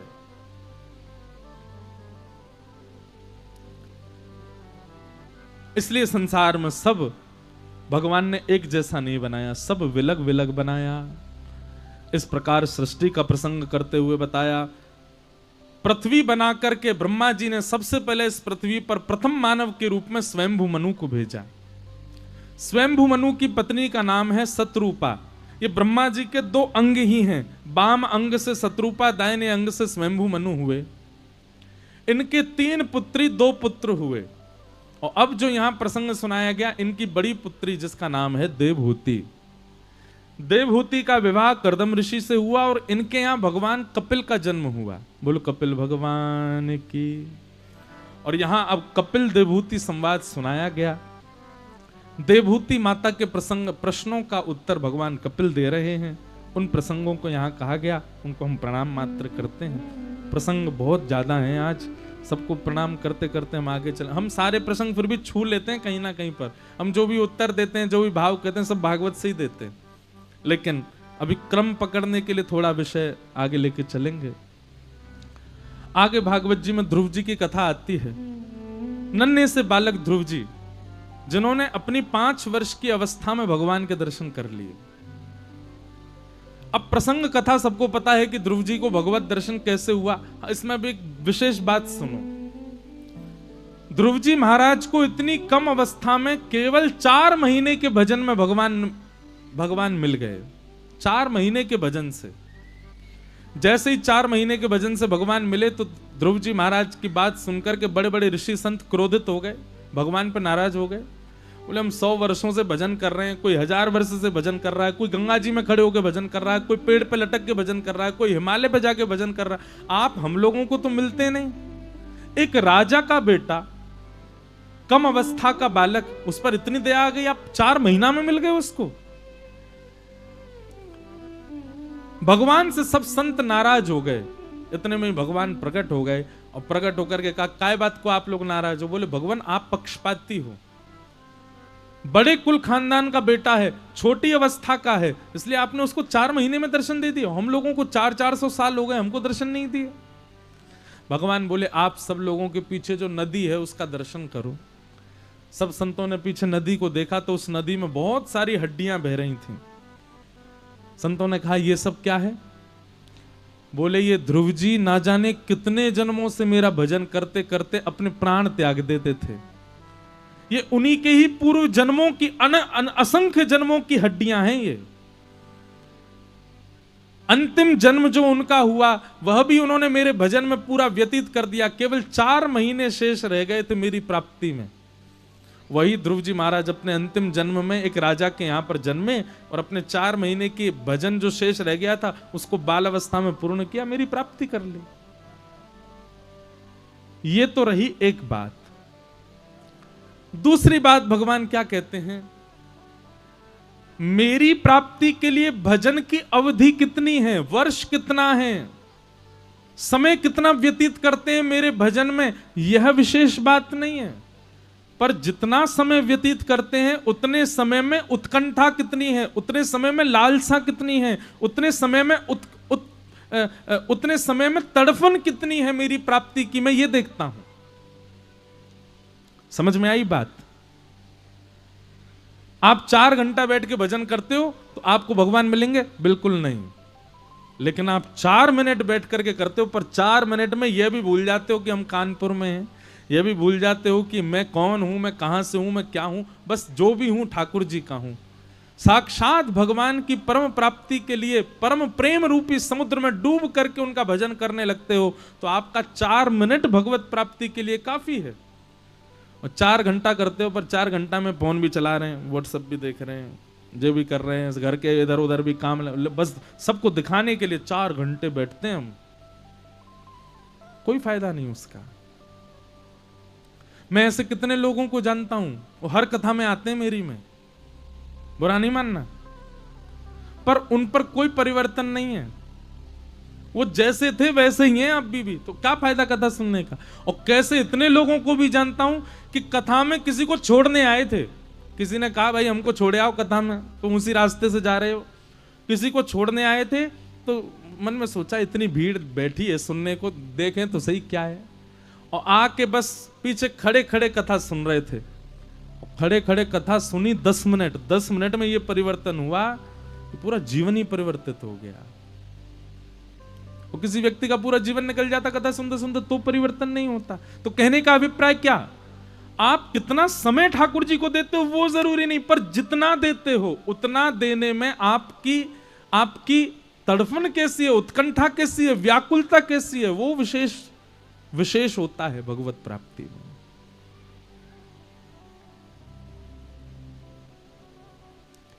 ध्रुव जी महाराज ने 4 महीने भजन किया, पर 4 महीने में ऐसी उत्कंठा प्रकट कर दी ठाकुर जी के आगे कि ठाकुर जी को वैकुंठ से आना पड़ा और ध्रुव जी को दर्शन देना पड़ा।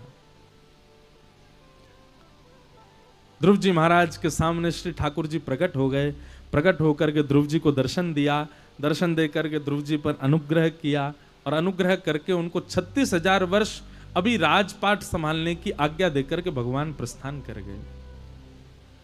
36,000 वर्ष राज्य करने के बाद ध्रुव जी महाराज मृत्यु के सिर पर पैर रख करके सशरीर विमान में बैठ करके भगवत धाम को प्रस्थान कर गए। बोलो भक्त वत्सल भगवान की जय, ध्रुव जी महाराज की जय। ऐसे ध्रुव जी महाराज की परम वैष्णवी भक्ति के बारे में बताया गया। आगे भागवत में ध्रुव जी के वंश की पूरी चर्चा बताई गई। इसी वंश में ही फिर बैन की कथा आई, बैन के बाद पृथु महाराज की कथा आई, आदि आदि सबका भाव बताया गया। ऋषभदेव भगवान का चरित्र सुनाया गया। तत्पश्चात जड़ भरत और जड़ भरत पर कृपा की, जड़ भरत ने कृपा की रहुगण राजा पर। वह प्रसंग यहां पर रहुगण जड़ भरत संवाद सुनाया गया। सबको हम प्रणाम मात्र करते हैं। आगे नरकों का वर्णन किया गया है और नरकों का वर्णन करते हुए कितने प्रकार के नरक हैं, कौन कौन लोग नरक जाते हैं, उन सब के विषय में बताया।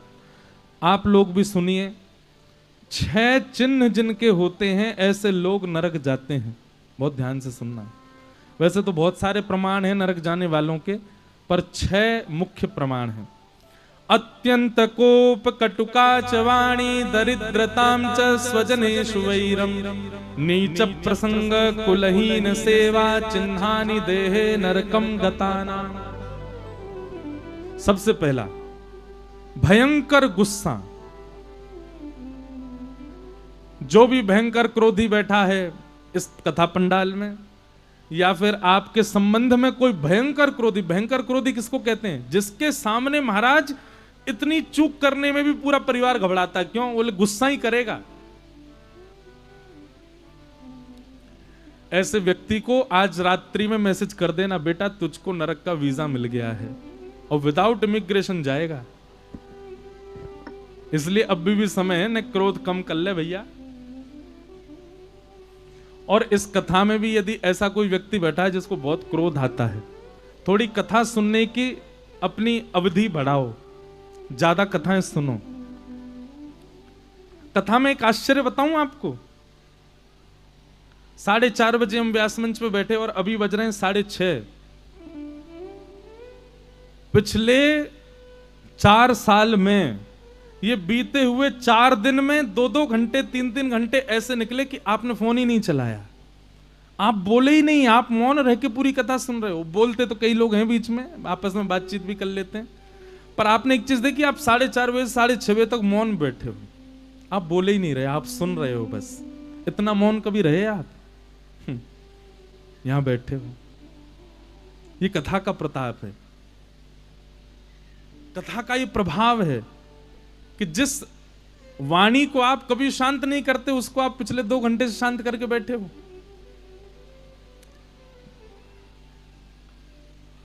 तो कथा में यह भी सामर्थ्य है, मौन रहने वाले व्यक्ति का क्रोध कम होता है। आप यदि खूब कथा सुनोगे, मौन रहकर चुप रहकर के कथा श्रवण करना प्रारंभ हो, धीरे धीरे आपका क्रोध कम हो जाएगा। पर हमने ऐसे भी मौनी देखे हैं। एक मौनी है, वो पता क्या करते हैं, उनको बहुत क्रोध आता है, पर वो चातुर्मास जब आता है तो मौन रहते हैं। वो क्या करते हैं, जब उनको क्रोध आता है तो जिस पे क्रोध आता है उसको बोलते हैं उसको पास बुलाते हैं। अब बोल तो सकते नहीं तो उसको गाली लिख करके पेज में देते हैं, ले। वो सामने वाला पढ़ता है, बोले ये मुझको दे रहे हो, बोला हाँ। ऐसे मौन का भी क्या फायदा, ऐसे ऐसे मौनी है संसार में। पर भयंकर क्रोध यदि आपको आता है तो गारंटेड है कि नरक में आपका स्थान नियुक्त हो चुका है। समय से पहले अपना क्रोध कम कर लो, नहीं तो जाना पड़ेगा। अत्यंत कोप पहला लक्षण है नरक जाने वाले व्यक्ति का। अच्छा, भयंकर गुस्सा का एक और रूप बताएं। जिसका क्रोध आया और थोड़ी ही देर में, थोड़ी देर मतलब ज्यादा से ज्यादा आधा घंटा भी नहीं हुआ और उसका क्रोध शांत हो गया, ऐसा क्रोधी व्यक्ति फिर भी बच जाएगा। पर किसी बात को लेकर के 1 दिन 2 दिन 3 दिन 4 दिन 1 सप्ताह महीना निकाल दिया, क्रोध ही कम नहीं हो रहा, गारंटेड है नरक जाएगा। अत्यंत कोप। दूसरा लक्षण क्या है नरक जाने वाले का? कटुकाच वाणी, जिसकी वाणी मीठी नहीं है। बोलता है तो ऐसा लगता है मानो जैसे डंडा मार रहा है क्या। और या फिर कई लोगों के स्वभाव होता है कि वो सीधी सीधी बात भी करते हैं तो बिना गाली दिए बात नहीं करते, गाली देके बात करते हैं, बात बात पर गालियां देते हैं। ऐसा कोई व्यक्ति परिवार में, मित्रता में या यहां पे कोई बैठा हो, समझ जाओ भैया आपको नरक जाना पड़ेगा। क्यों? क्योंकि आप अपनी वाणी का दुरुपयोग कर रहे हो। और या फिर किसी को भी कुछ भी, ये इस प्रकार से बोलने वाले लोग, मैं तो जो होता है मुंह पे बोल देता हूं, मैं तो जो होता है उसके मुंह पे कह देता हूं, मेरे से पेट में नहीं रहती। ये स्वभाव अच्छा नहीं है कि आपके जो मन में आता है आप मुंह पे बोल देते हो। ऐसा ये स्वभाव उचित नहीं होता। ऐसे व्यक्ति को नरक दर्शन करना पड़ता है। क्यों? आप अपने स्वभाव के चलते कितने लोगों का हृदय दुखाते हो, कितने लोगों के हृदय को पीड़ा देते हो। मैं तो जो होता है मुंह पे बोल देता हूं। क्यों बोलते हो मुंह पे? कोई आपको बोल दे तो आपको सहन नहीं होता। इसलिए वाणी थोड़ी सी मधुर रखो, वाणी थोड़ी सी मीठी रखो, गाली गलौज ज्यादा मत दो। और ज्यादा मत दो क्या, दो ही मत, देनी क्यों है?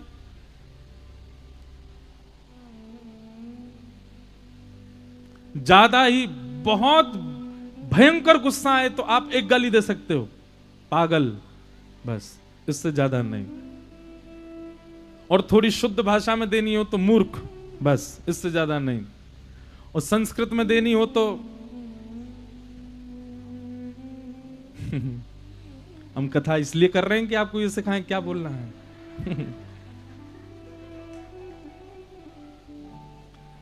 कभी गाली देने वाला व्यक्ति ऐसा स्वरूप कर ले अपना, जिस पर गुस्सा आए उसको बोले, ए गुलाब जामुन इधर आ,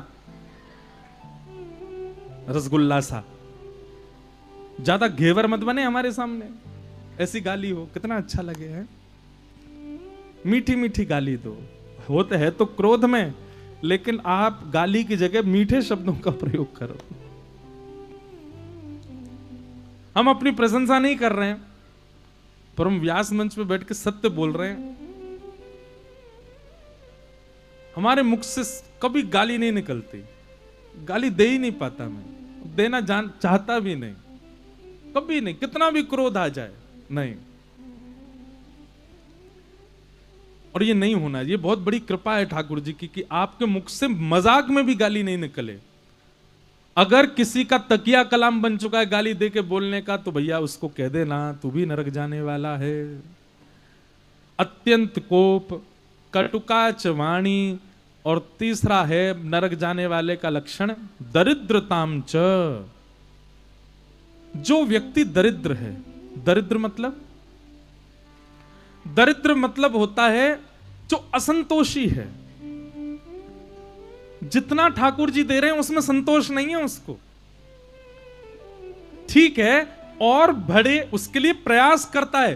पर ऐसा उस व्यक्ति को दरिद्र कहते हैं कि जितना मिला उस पर संतोष नहीं और फिर प्रयास नहीं कर रहा है, बैठे बैठे सोच रहा है इतना और हो जाता, ये और हो जाता, ये भी मुझे मिल जाता, वो भी मेरा हो जाता। ऐसे व्यक्ति को दरिद्र कहते हैं।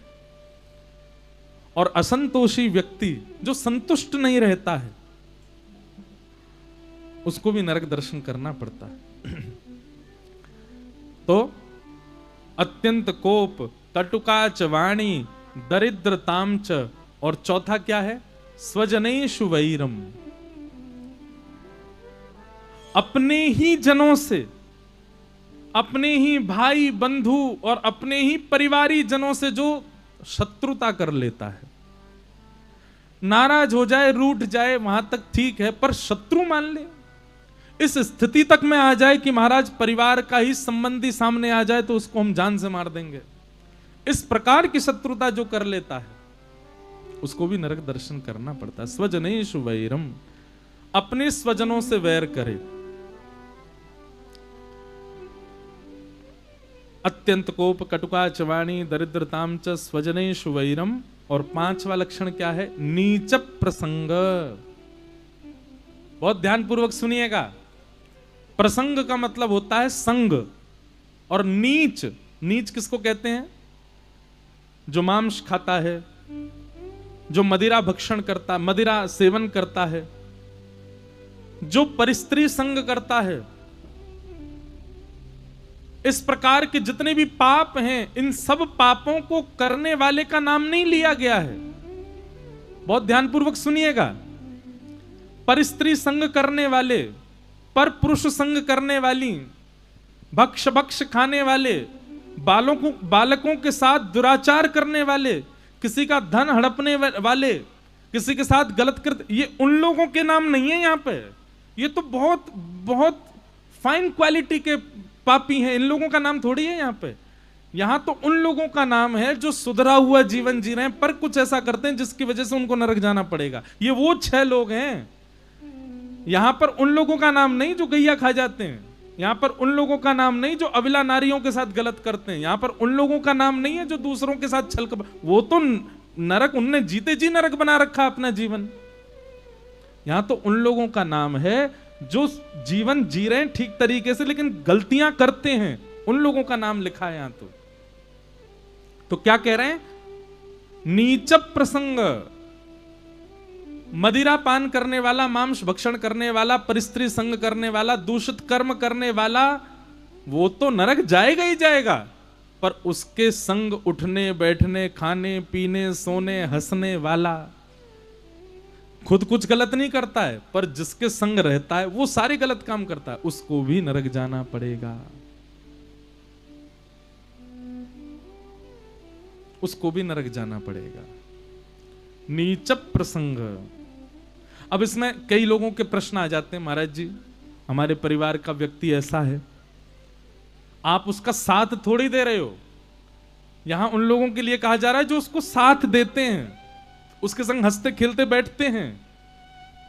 हम गलत नहीं खाएंगे, हाँ हमारा मित्र खाता है उसको खाने दो, आपको भी जाना पड़ेगा। हम तो डूबेंगे सनम, तुमको भी ले डूबेंगे, खुद तो जाएगा, आपको संग लेके जाएगा नरक में। नीच प्रसंग, कुलहीन सेवा। और अंतिम लक्षण क्या है? कुलहीन सेवा। कुलहीन सेवा का मतलब जिसने अपने माता पिता का त्याग कर दिया, जो अपने माता पिता के साथ गलत व्यवहार करता है, जो अपने माता पिता, भाई बंधु, परिवार के जनों को त्याग चुका है और सबके साथ दुर्व्यवहार करके अपना संबंध बिगाड़ चुका है, ऐसे व्यक्ति को जो अपना आश्रय प्रदान करते हैं, कुलहीन सेवा, कुल से हीन व्यक्ति की जो सेवा करते हैं उनको भी नरक जाना पड़ता है। कोई माता पिता से गलत बोलता है, माता पिता पर प्रहार करता है, माता पिता को गाली गलौज करता है, ऐसा बालक, और उसकी तुम सहायता करते हो, उसके तुम मित्र हो, तुमको भी नरक जाना पड़ेगा। ये 6 चिन्ह हैं नरक जाने वालों के। पर श्रीमद् भागवत जी में यमराज जी महाराज एक बात कहते हैं, क्या? बहुत ध्यान से सुनना। 3 काम करने वाले, नित्य हर दिन 3 काम करने वाले लोगों को कभी नरक नहीं आना पड़ता। कौन कौन से 3 काम? कि जिह्वा न भक्ति भगवत गुण नाम देयम, चेतश्च न स्मरति तच्चरणारविंदम, कृष्णाय नो नमति यत्सिरे कदापि, तानान्यध्वस्यमसतो कृत विष्णु कृत्या। जो अपने पूरे दिन में 3 बार भगवान का नाम लेता है, सुबह उठते ही, मध्याह्न में और रात्रि सोने से पहले। जो व्यक्ति अपने पूरे दिन में 3 बार भगवान के सामने सर झुकाता है, सुबह उठते ही, मध्याह्न में और रात्रि सोने से पहले। जो व्यक्ति पूरे दिन में 3 बार भगवान के आगे हाथ जोड़ करके, नेत्र बंद करके चित्त से भगवान को स्मरण करता है, भगवान को याद करता है, सुबह उठते ही, मध्याह्न और रात्रि में, ऐसे व्यक्ति को कभी नरक नहीं जाना पड़ता।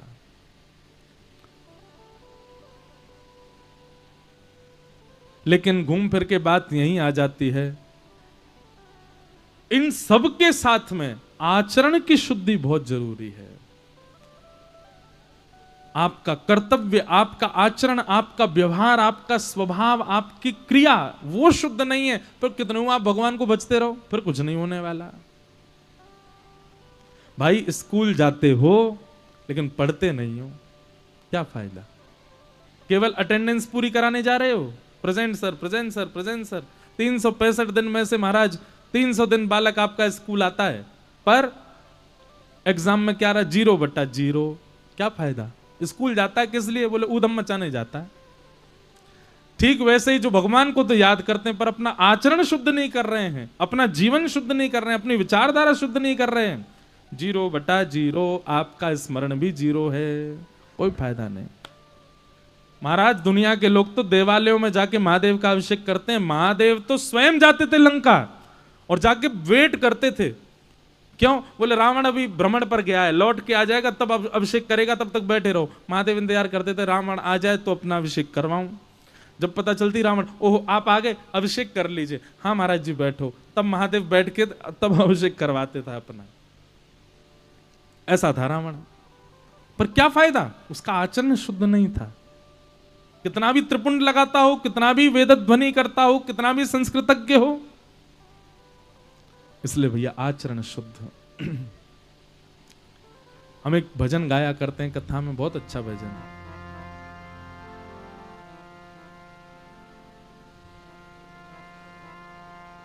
भाई कौन से स्केल पे ले गए हो? तानपुरा।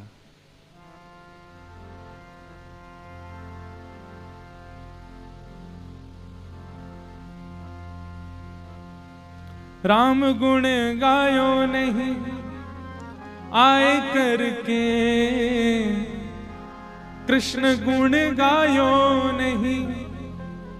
कह रहे हैं इस पृथ्वी पर आकर के यदि राम जी का गुण नहीं गाया, ठाकुर जी का गुण नहीं गाया, राम गुण गायो नहीं आए करके,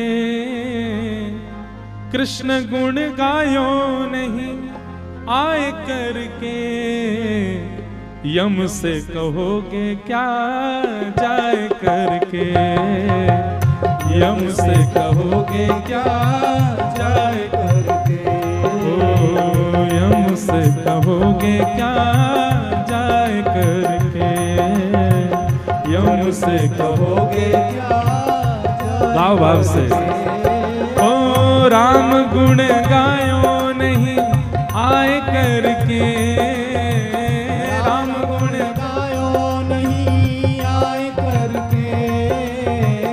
कृष्ण गुण गायो नहीं आए करके, कृष्ण गुण गायो नहीं आए करके, यम से कहोगे क्या जाए करके, यम से कहोगे क्या जाए करके। ओ सीताराम राम राम सीताराम राम राम,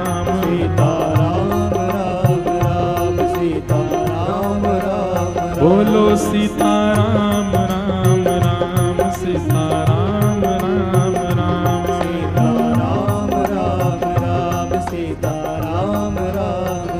कैसे जीवन निकलता है? बालापन में लाड लड़ायो, बालापन में लाड लड़ायो, बालापन में लाड लड़ायो, बालापन में लाड लड़ायो। कैसे? मात पिता तोए पालनो झुलायो, मात पिता तुहे पालनो झुलायो, मात पिता तोए पालनो झुलायो। मात पिता तुहे पालनो पूरी झुलायो। बाल अवस्था हमारी इसी में ही निकल जाती है। समय गवायो खेल खाए करके, समय गवायो खेल खाए करके, समय गवायो खेल खाए करके, गवायो खेल खाए करके। यम से कहोगे क्या जाए करके, यम से कहोगे क्या जाए करके, ओ यम से कहोगे क्या जाए करके, यम से कहोगे क्या जाए करताल बजा के गाओ।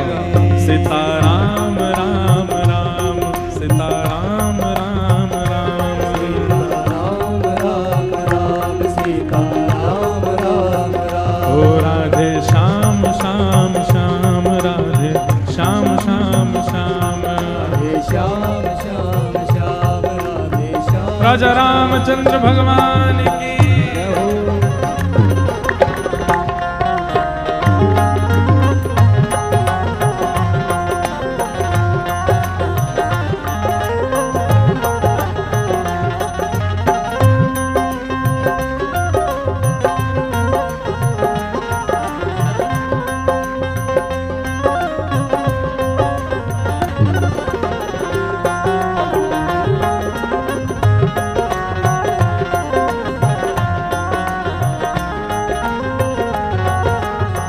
अब तरुण भयो तेरी आसंग साचो, तरुण भयो तेरी आसंग साचो। देखो एक एक अवस्था के बारे में बताया। बालापन निकल गया तो फिर कौन हो गए? युवा हो गए। युवा होते क्या हुआ? बोले कि हमारा ब्याह हो गया। तरुण भयो तेरी आसंग साचो, तरुण भयो तेरी आसंग। स्थिति कैसी? नरमट कट जो निस दिन नाचो, नटमर कट जो निस दिन नाचो। बुरा नहीं मानिएगा, शब्द क्या है? बोले ब्याह हो जाता है तो फिर स्थिति कैसी हो जाती है? बोले जैसे नट बंदर को नचाता है ना, ए चलो साहब जी को राम राम करो, हाथ जोड़ के खड़ा हो जाता है, बैठ जाओ बैठ जाता है, उठ के खड़े हो जाओ, नाच के दिखाओ तो नाच के दिखाता है। ब्याह के बाद स्थिति यही हो जाती है। जरूरी नहीं हम पतियों को ही कह रहे हैं, कई पतियों की स्थिति ऐसी होती है, कई पत्नी की। देखो एक मरकट तो बनेगा दोनों में से, चाहे पत्नी रूल करे चाहे पति रूल करे। नटमर हाँ नरमर कट जो निस दिन नाचो, नरमर कट जो निस दिन नाचो। हे माया में रहो रे भर माय करके, माया में रहो रे भर माय करके। हाँ माया में रहो रे भर माय करके, माया में रहो रे भर माय करके। यम से कहोगे क्या जाए करके, यम से कहोगे क्या जाए करके। ओ राम गुण गायो नहीं आए करके, ओ राम गुण गायो नहीं आए करके। ओ यम से कहोगे क्या जाए करके, यम से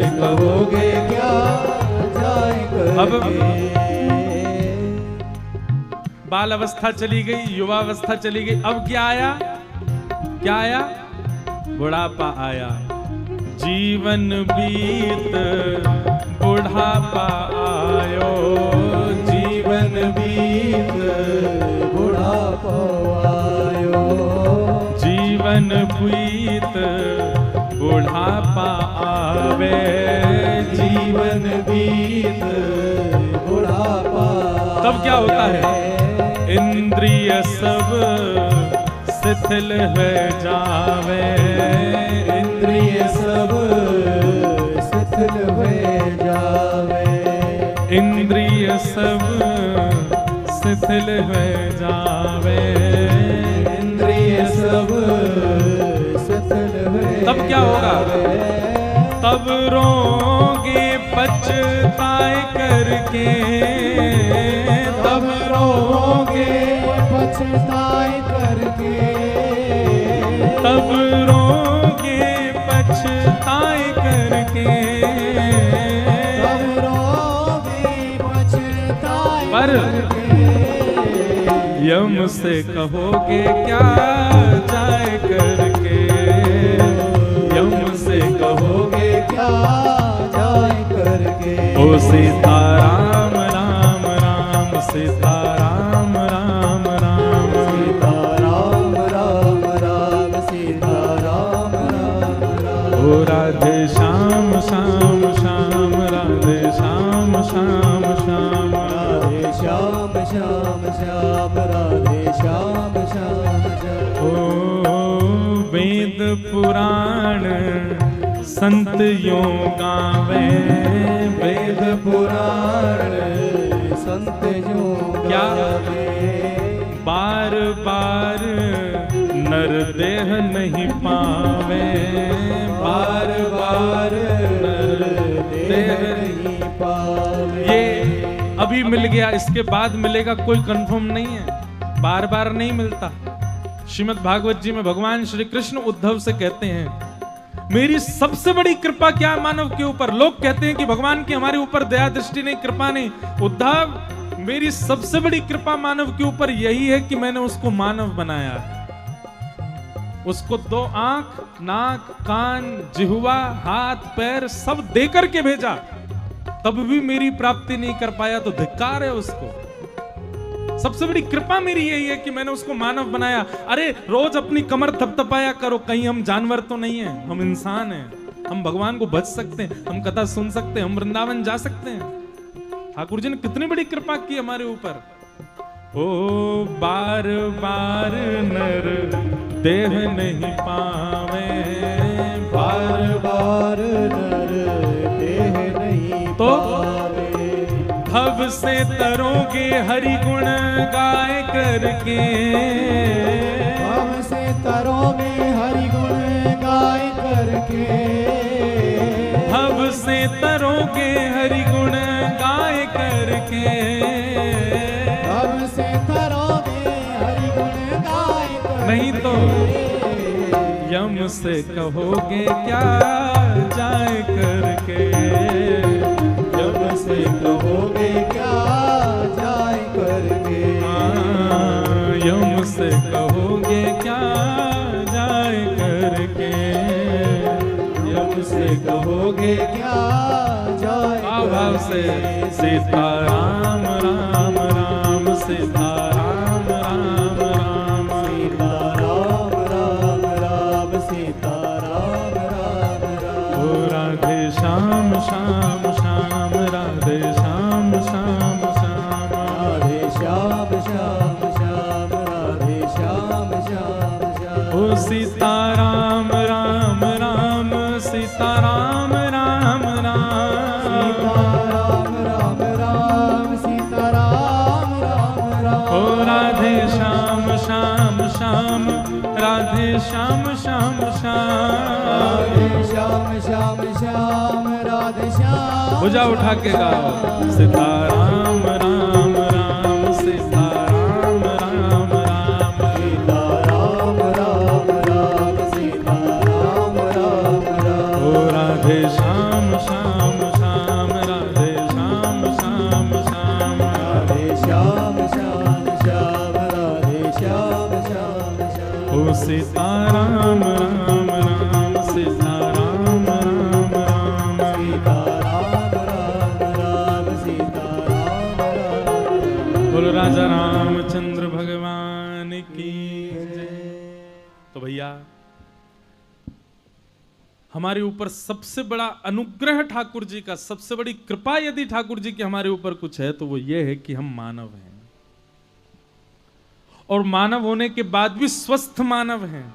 आंख, नाक, कान, जीव सब कुछ ठाकुर जी ने दिया। एक अंग भी यदि हमारा भंग हो तो भी हम शिकायत करें, पर उसमें भी हमारे सूरदास जी तो शिकायत नहीं करते ठाकुर जी से। सूरदास जी महाराज के नेत्र नहीं थे, पर सूरदास जी कहते ठाकुर जी आपकी बहुत बड़ी कृपा जो आपने मुझे नेत्रहीन बनाया। क्यों? क्योंकि यदि नेत्र होते तो इस संसार में कहीं ना कहीं मेरी आसक्ति हो जाती। आपने मुझे नेत्र ना दे करके यह संकेत किया कि सूरदास तू तो केवल मोहिए देखियो, संसार है मत देख है। आपने अच्छा किया मुझे नेत्र नहीं दिए। पर भगवान ने, हम यहां पंडाल में जितने बैठे हैं लगभग सबके तो सारे अंग ही हैं। भगवान की पहली कृपा क्या है कि हम मानव हैं। दूसरी कृपा क्या है? सारे अंगों सहित हैं। तीसरी कृपा क्या है? बुद्धिमान हैं। चौथी कृपा क्या है? हम सब बलवान हैं, हम सबके पास योग बल है कुछ भी करने का, फिर भी हम भगवत प्राप्ति नहीं कर पा रहे। इससे बड़ा दुर्भाग्य क्या होगा? इस प्रकार नरकों का वर्णन किया गया। आगे भागवत जी में फिर वृत्रासुर की कथा सुनाई गई, और वृत्रासुर की कथा के उपरांत, वृत्रासुर की कथा के पश्चात प्रहलाद जी का चरित्र सुनाया। हिरण्यकश्यप नामक राक्षस के यहां पर भक्त वैष्णव प्रकट हो गया। ये बात जरूरी नहीं है कि माता पिता वैष्णव होंगे तो ही बालक वैष्णव हो।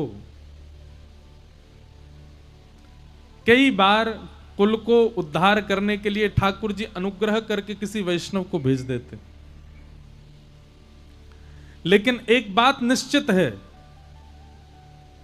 मां के अंदर यदि 1% भी वैष्णवता होगी तो बालक में वैष्णव गुण आएगा ही आएगा। पिता से आए ये जरूरी नहीं है, मां से जरूर आता है। हिरण्यकश्यप भले ही राक्षस थे, पर उनकी माताजी, उनकी पत्नी कयाधु, उनके चित्त में कहीं ना कहीं भक्ति भाव था। इसीलिए भक्त प्रहलाद परम वैष्णव हुए। एक बात आपको बताएं, पुरुषों में भक्ति कम होती है माताओं की अपेक्षा। पुरुष व्यसनी ज्यादा होते हैं माताओं की अपेक्षा। पर अभी युग बदल रहा है। उस दिन घोर कलयुग मान लीजिएगा जिस दिन पृथ्वी पर सभी माताएं व्यसनी हो जाएंगी, सभी बहनें व्यसनी हो जाएंगी, सारे भोग व्यसन उनके चित्त में आ जाएंगे। पुरुषों के समान व्यसन को भोगना माताओं की प्रवृत्ति हो जाएगी। वेस्टर्न में कभी जाइएगा, आपको दुर्भाग्य से कभी विदेश जाना पड़े, मैं देश का नाम नहीं लूंगा, पर अभी मैं कहीं गया था तो वहां हमको बता रहे थे, बोले महाराज जी यहां सबसे ज्यादा मदिरा पान करने वालों की संख्या में माताएं हैं। यहाँ सबसे ज्यादा मद्यपान करने वाली संख्या जो है वो माताओं की है। सुनकर के थोड़ा आश्चर्य सा हुआ। ठीक है, अब थोड़ा थोड़ा तो हमारे भारत में भी शुरू हो गया है, बड़े बड़े सिटीज में देखने को मिल जाता है। लड़का लड़की ब्याही इसी शर्त पर कर रहे हैं कि दोनों पीते हैं। लड़का को 100 लड़कियां दिखा दी, पसंद ही नहीं आ रही। क्यों? सब सारे बायोडाटा में यही लिखा रहता, पीती तो है ही नहीं, हमको तो पीने वाली चाहिए। ओहो, एक जगह ब्याह हो गया। क्यों? बोले दोनों ही पीते हैं। सबको पता नहीं है ये बात, पर अंतरंग भाव से दोनों ने जब एकांत में बात की, तुम क्या पढ़ते हो, तुम क्या करते हो, क्या पसंद है क्या नहीं पसंद है, करते करते बात, फिर आए थोड़ी पी लेते हो, हाँ कभी जभी, और तुम, हाँ मैं भी पी लेती हूँ। ओहो, तो माता पिता को हाँ बोल दो, दोनों रात में पिया करेंगे।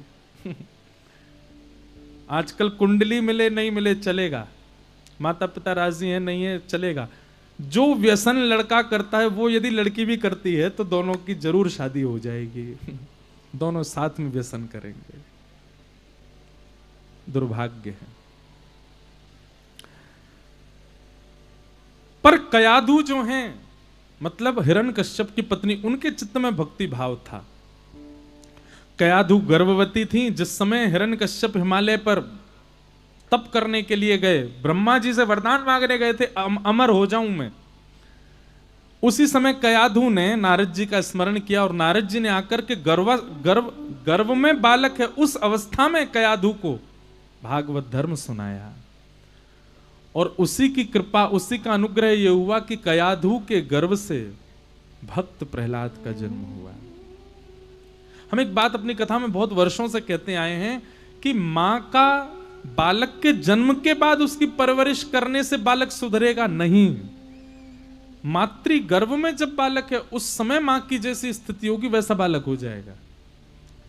9 महीने मां को ध्यान रखना है अपना। जब बालक गर्भ में हो उस समय अपने आचार विचार भोजन सब शुद्ध कर ले, वो बालक शुद्ध होगा।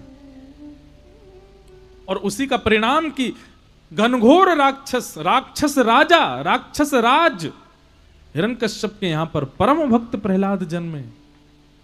क्योंकि कयाधु ने अपने गर्भ के समय पर 9 महीने तक जो आचरण किया है उसी का परिणाम हुआ कि प्रहलाद जन्मे। फिर उस बालक को चाहे कैसी संगत दे दो, कैसी स्थिति दे दो, कैसी परिस्थिति दे दो, वो बिगड़ेगा नहीं, हाथ से निकलेगा नहीं, अगर 9 महीने मां ने अपना ध्यान रखा है तो।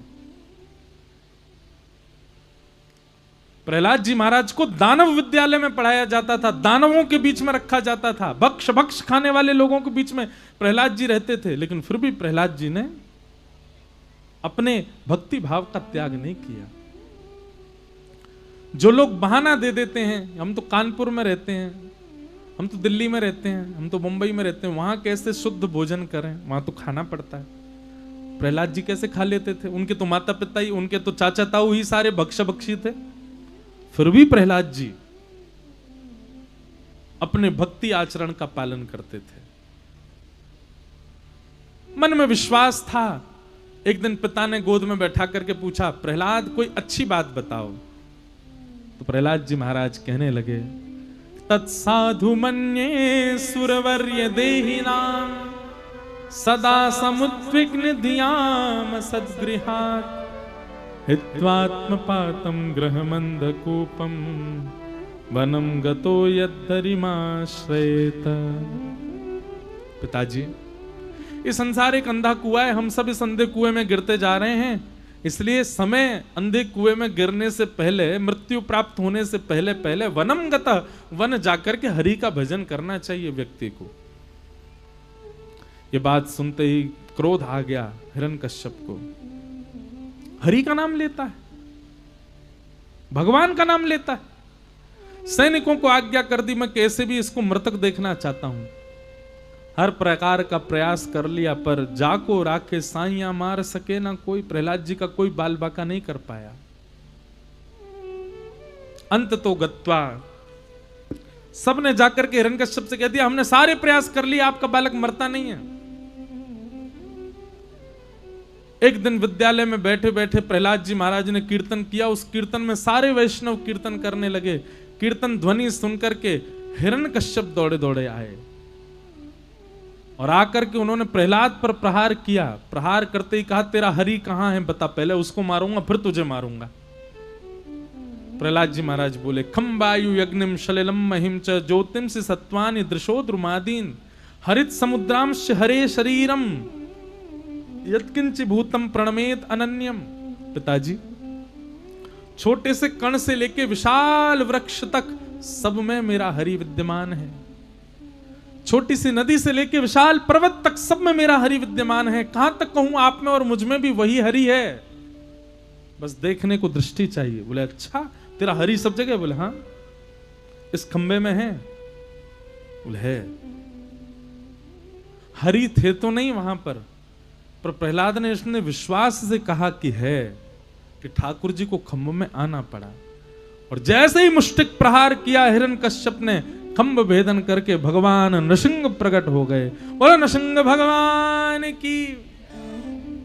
नृसिंह बसे प्रति खंबन में, पर काढ़न को प्रहलाद कहां। प्रहलाद मतलब इतना विश्वास है हमारे अंदर। भाव के वश में है भगवान, भाव होए तो जित देखूं उतित, दीखत सुंदर श्याम। भाव नहीं तो मंदिर में भी दीखत बस पाषाण। भाव के वश में है भगवान। भाव नहीं है तो मंदिर में भी मूर्ति है, और भाव है तो कण कण में परमात्मा है। जहां देखोगे वहां ठाकुर जी दिख जाएंगे। हमें बहुत कथाएं याद आती हैं, पर समय का थोड़ा हमको लगता है, क्योंकि 7 बजे देखो लोग बाग धीरे धीरे जाने लगते हैं। सबको घर जाना है, दूर है, तो हमको ये लगता है फिर हम जल्दी कहें। भाव, विश्वास, विश्वास है तो ठाकुर जी कहीं भी मिल जाएंगे आपको। विश्वास नहीं है तो वृंदावन में पड़े रहो, राधा वल्लभ, राधा रमण, बिहारी जी 24 घंटा दर्शन करते रहो, वहां भी नहीं मिलेंगे ठाकुर जी। विश्वास। प्रहलाद जी महाराज ने कहा इसी में है, खंभ भेदन करके भगवान नृसिंह प्रकट हो गए। युद्ध हुआ हिरण्यकश्यप के साथ। दिन भर युद्ध करते करते सायंकालीन समय हो गया। शाम का समय होते ही भगवान ने हिरण्यकश्यप को अपनी गोद में धारण करके उसके पेट को विदरण करके उसका वध कर दिया। बड़े बड़े देवताओं ने आकर के भगवान की स्तुति गाई, पर प्रभु शांत नहीं हुए। तब अंत में ब्रह्मा जी ने प्रहलाद जी से कहा तुम जाकर के स्तुति करो। तब प्रहलाद जी ने आकर के अपनी छोटे से प्रहलाद जी 4-5 वर्ष के, और छोटे छोटे हाथ से ऐसे हाथ जोड़ करके छोटे से मुखमंडल से तोतली वाणी में ठाकुर जी की स्तुति गा रहे हैं। क्या स्तुति गा रहे हैं भगवान की? हे नाथ। प्रहलाद जी महाराज कह रहे हैं कि ब्रह्मादय सुरगुणा मुनयोथ सिद्धा, सत्वैकतानमतयो वचसां प्रवाहे, नाराधितुं पुरगुणैः अधुनापि विप्रु, किं तोष्टुमर्हति समय हरिरुग्र जाते। हे भगवान, मैं नन्हा सा प्रहलाद आपकी स्तुति गा रहा हूं। मेरी वाणी तो नहीं है आपकी स्तुति गाने योग्य। देवताओं जैसी लच्छेदार वाणी और शब्दकोश मेरे पास नहीं है जिससे मैं आपको रिझा सकूं, पर फिर भी मैं प्रयास करके आपको रिझाने का प्रयास कर रहा हूं। नाथ, आप क्रोध मत कीजिए। नन्हे से प्रहलाद की स्तुति सुनकर के भगवान तो क्रोध विरोध सब भूल गए अपना, और प्रहलाद को उठा करके गोद में बिठा लिया और बिठा करके हृदय से लगाने लगे, जीव निकाल के चाटने लगे, नेत्रों से अश्रुपात करने लगे भगवान।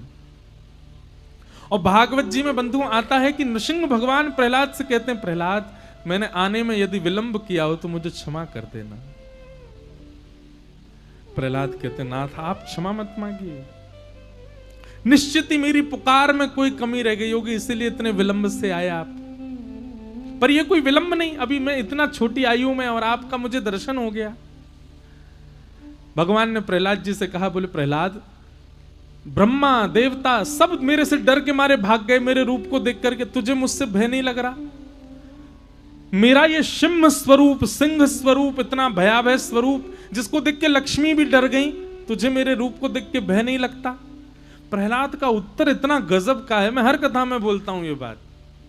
प्रहलाद जी महाराज कहते हैं, बोले नाथ, डर तो उसको लगेगा जो आपका मुखमंडल देख रहा होगा, पर नाथ जब से आप आए हो तब से मैं आपके चरणों को ही देख रहा हूं, मैंने आपका मुख देखा ही नहीं है।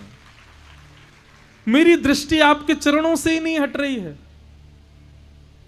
मैंने पहले से विचार करके रखा था कि जब कभी भी ठाकुर जी मेरे आगे आएंगे तो मैं उनके एक एक रोम का दर्शन करूंगा।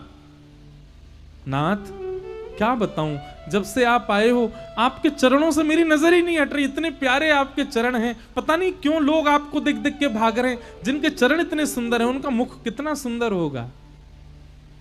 प्रभु मेरा मन होता है कि एक बार जी भर के पहले चरण देख लूं, चरण के बाद फिर घुटने देखूंगा, फिर आपका उदर देखूंगा, फिर वक्ष देखूंगा, फिर गला देखूंगा, अंत में मुख देखूंगा। तो अभी मुझे चरण देखने में मन लग रहा है। और नाथ कम से कम अभी कुछ वर्ष तक तो मैं केवल चरण ही देखूंगा आपके। फिर चरणों से जब थोड़ा मन भरेगा तो कभी भी नहीं, पर मन में ये भाव आएगा कि अब ने के ऊपर उठो तब आपका घुटना देखूंगा, तब आपका उदर देखूंगा। अब तो बहुत वर्ष बाद आपका जाकर के मुख देखूंगा, अभी तो चरणों को ही देखने में व्यस्त हूं मैं। कैसी भक्ति प्रहलाद की। नृसिंह भगवान को देखा ही नहीं है अभी तक प्रहलाद ने। वो जब से प्रकट हुए प्रहलाद चरण ही देख रहा है। भगवान ने हृदय, जय हो, धन्य है तेरी भक्ति प्रहलाद। ठाकुर जी के नेत्रों से अश्रुपात होने लगा। बंधुओं भक्ति ऐसी करो कि आप ठाकुर जी के अधीन ना हो, आपकी भक्ति से ठाकुर जी आपके अधीन हो जाएं। वो प्रेम उच्च उच्च श्रेणी का नहीं माना जाता जहां पे एक ही पीछे पड़ा रहे। प्रेम तो वो श्रेष्ठ माना जाता है कि उसके प्रेम के प्रस्तुतिकरण से सामने वाला उसके अधीन हो जाए। और क्षमा करें, जहां सामने वाला प्रेमी आपके अधीन नहीं हो पाया, आपके प्रेम में कोई कमी रही थी। आपकी भक्ति से ठाकुर जी अधीन हो जाएं, ना रह पाए आपके बिना, ऐसी स्थिति हो जाए। और प्रहलाद की भक्ति वैसी थी। प्रहलाद से भगवान प्रसन्न हो गए और प्रसन्न होकर के प्रहलाद को बोले कुछ वरदान मांगो। प्रहलाद बोले वचन दीजिए, जो मांगूंगा सो दोगे। भगवान बोले तू चिंता क्यों करता, तू मांग ना, मैं देने में देरी नहीं करूंगा। प्रहलाद बोला नहीं, पहले हाथ पे हाथ रख के वचन दीजिए, जो मांगूंगा सो दोगे। भगवान बोले दूंगा, मांग क्या चाहिए। याद रखना भगवान वचन दिया है आपने। ब्रह्मादि देवता कांपने लगे, बोले हमारी पदवी मांग लेगा ये। लेकिन प्रहलाद जी क्या कहते हैं, बोले नाथ यदि राशि में कामान वराम स्वाम बरदर्शभ कामानाम हृदय संरोहम भवतस्तु व्रणे वरम। नाथ मुझे एक ही वरदान दे दीजिए। बोले क्या। बोले आपसे कभी कुछ मांगने की मेरे अंदर इच्छा ही पैदा ना हो, ऐसा वरदान दे दो। मैं आपसे कभी कुछ मांगू ही ना, ये वरदान मुझको दीजिए। भगवान बोले ये काम नहीं चलेगा, कुछ तो मांगना। ये क्या हुआ, ये बोले आपने वचन दिया था मुझको, जो मांगूंगा सो दोगे। यही वरदान दे दीजिए कि मेरा चित्त कभी भी आपसे कुछ मांगे ही ना।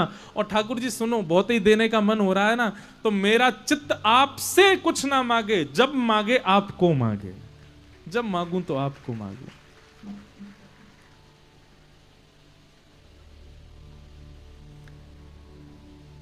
मानो प्रहलाद की भक्ति पर नरसिंह भगवान कह रहे हो, प्रहलाद और कितनी बार मुझको अपना अपना प्रेमी बनाओगे। तुम्हारी हर बात मुझको तुम्हारे प्रति आसक्त कर रही है। मेरा मन हो रहा है तुमको हृदय से लगा के अपने संगी वैकुंठ ले चलूं, इतना प्रेम हो गया मुझे तुमसे। बंधुओं मैं कथा में एक बात कहा करता हूं, बहुत ध्यान से सुनिएगा। कभी भी किसी वस्तु का मूल्य कब बढ़ता है, उसके प्रस्तुतिकरण से। प्रस्तुतिकरण समझते हैं, उसके ऑफरिंग से। जैसे कि हम उदाहरण के रूप में देते हैं, समोसा आप बाहर ढकेल पे खाओ, कितने रुपए का मिलेगा, 10 रुपए का। और वही आप कानपुर में किसी 5 स्टार होटल में जाके खाओ, कितने का मिलेगा, 200, 400, 500 रुपए का। क्यों, किसमें भेद आ जाता है। समोसा वही, आलू वही, बाहर का मैदा वही, तला भी थोड़ा ठीक ठाक ऑयल में होगा, इतना। बल्कि ठेले वाला जो 10 रुपए का समोसा वो इतना बड़ा मिल जाएगा, 5 स्टार वाला इतना बड़ा मिलेगा, वो तो 400 रुपए का होगा। क्यों, क्योंकि वहां जिस तरीके से परोसा जाता है ना, उसका पैसा होता है। भक्ति भी ऐसी है। लोग बाग अपने घरों में मंदिर को स्थान देते हैं अलमारी में। ठाकुर जी कहां बैठेंगे? अलमारी में। आपके ऑफरिंग ही अलमारी की है। ठाकुर जी को अलमारी में बैठा था कोई? बालक जन्म लेते ही उसके लिए क्या लेके आएंगे? उसके लिए बड़ा वाला वो लेके आते, क्या बोलते हैं उसको, झूला लेके आएंगे, पलना लेके आएंगे, उसके लिए स्पेशल उसके कपड़े लेके आएंगे, गद्दा लेके आएंगे। क्यों? उसके प्रति हमारा भाव है, ये हमारा है। कभी सुना है कि किसी बालक को लाते अलमारी में धर दिया हो, उसका बिस्तर अलमारी में लगाया हो? कभी नहीं होता। क्यों? क्योंकि अपना है। माता पिता नीचे जमीन पर सो जाते हैं, बालक को ऊपर बिस्तर पर सुलाते हैं। ठाकुर जी के प्रति क्या भाव है? इनको तो हम इसलिए घर में ले आए हैं ताकि इनकी कृपा दृष्टि हम पे बनी रहे, हमारे काम धंधा चलते रहे। कभी कभी जब समय मिले इनके आगे हाथ बात जोड़ दिया करें, अगरबत्ती घुमा के धुआं में खुल्ल करवा में इनको, ताकि इनका हम पे अनुग्रह करें। ठाकुर जी की दुर्गति कर देते हैं हम। भगवान कितने क्षमाशील हैं। कभी कभी मुझे सोच के लगता है ठाकुर जी कितना क्षमा करते हैं हमको।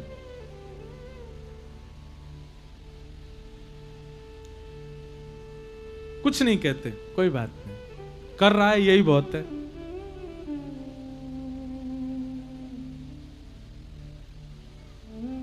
आपका प्रस्तुतिकरण भक्ति में कैसा है? ठाकुर जी को उससे प्रभावित किया जाता है।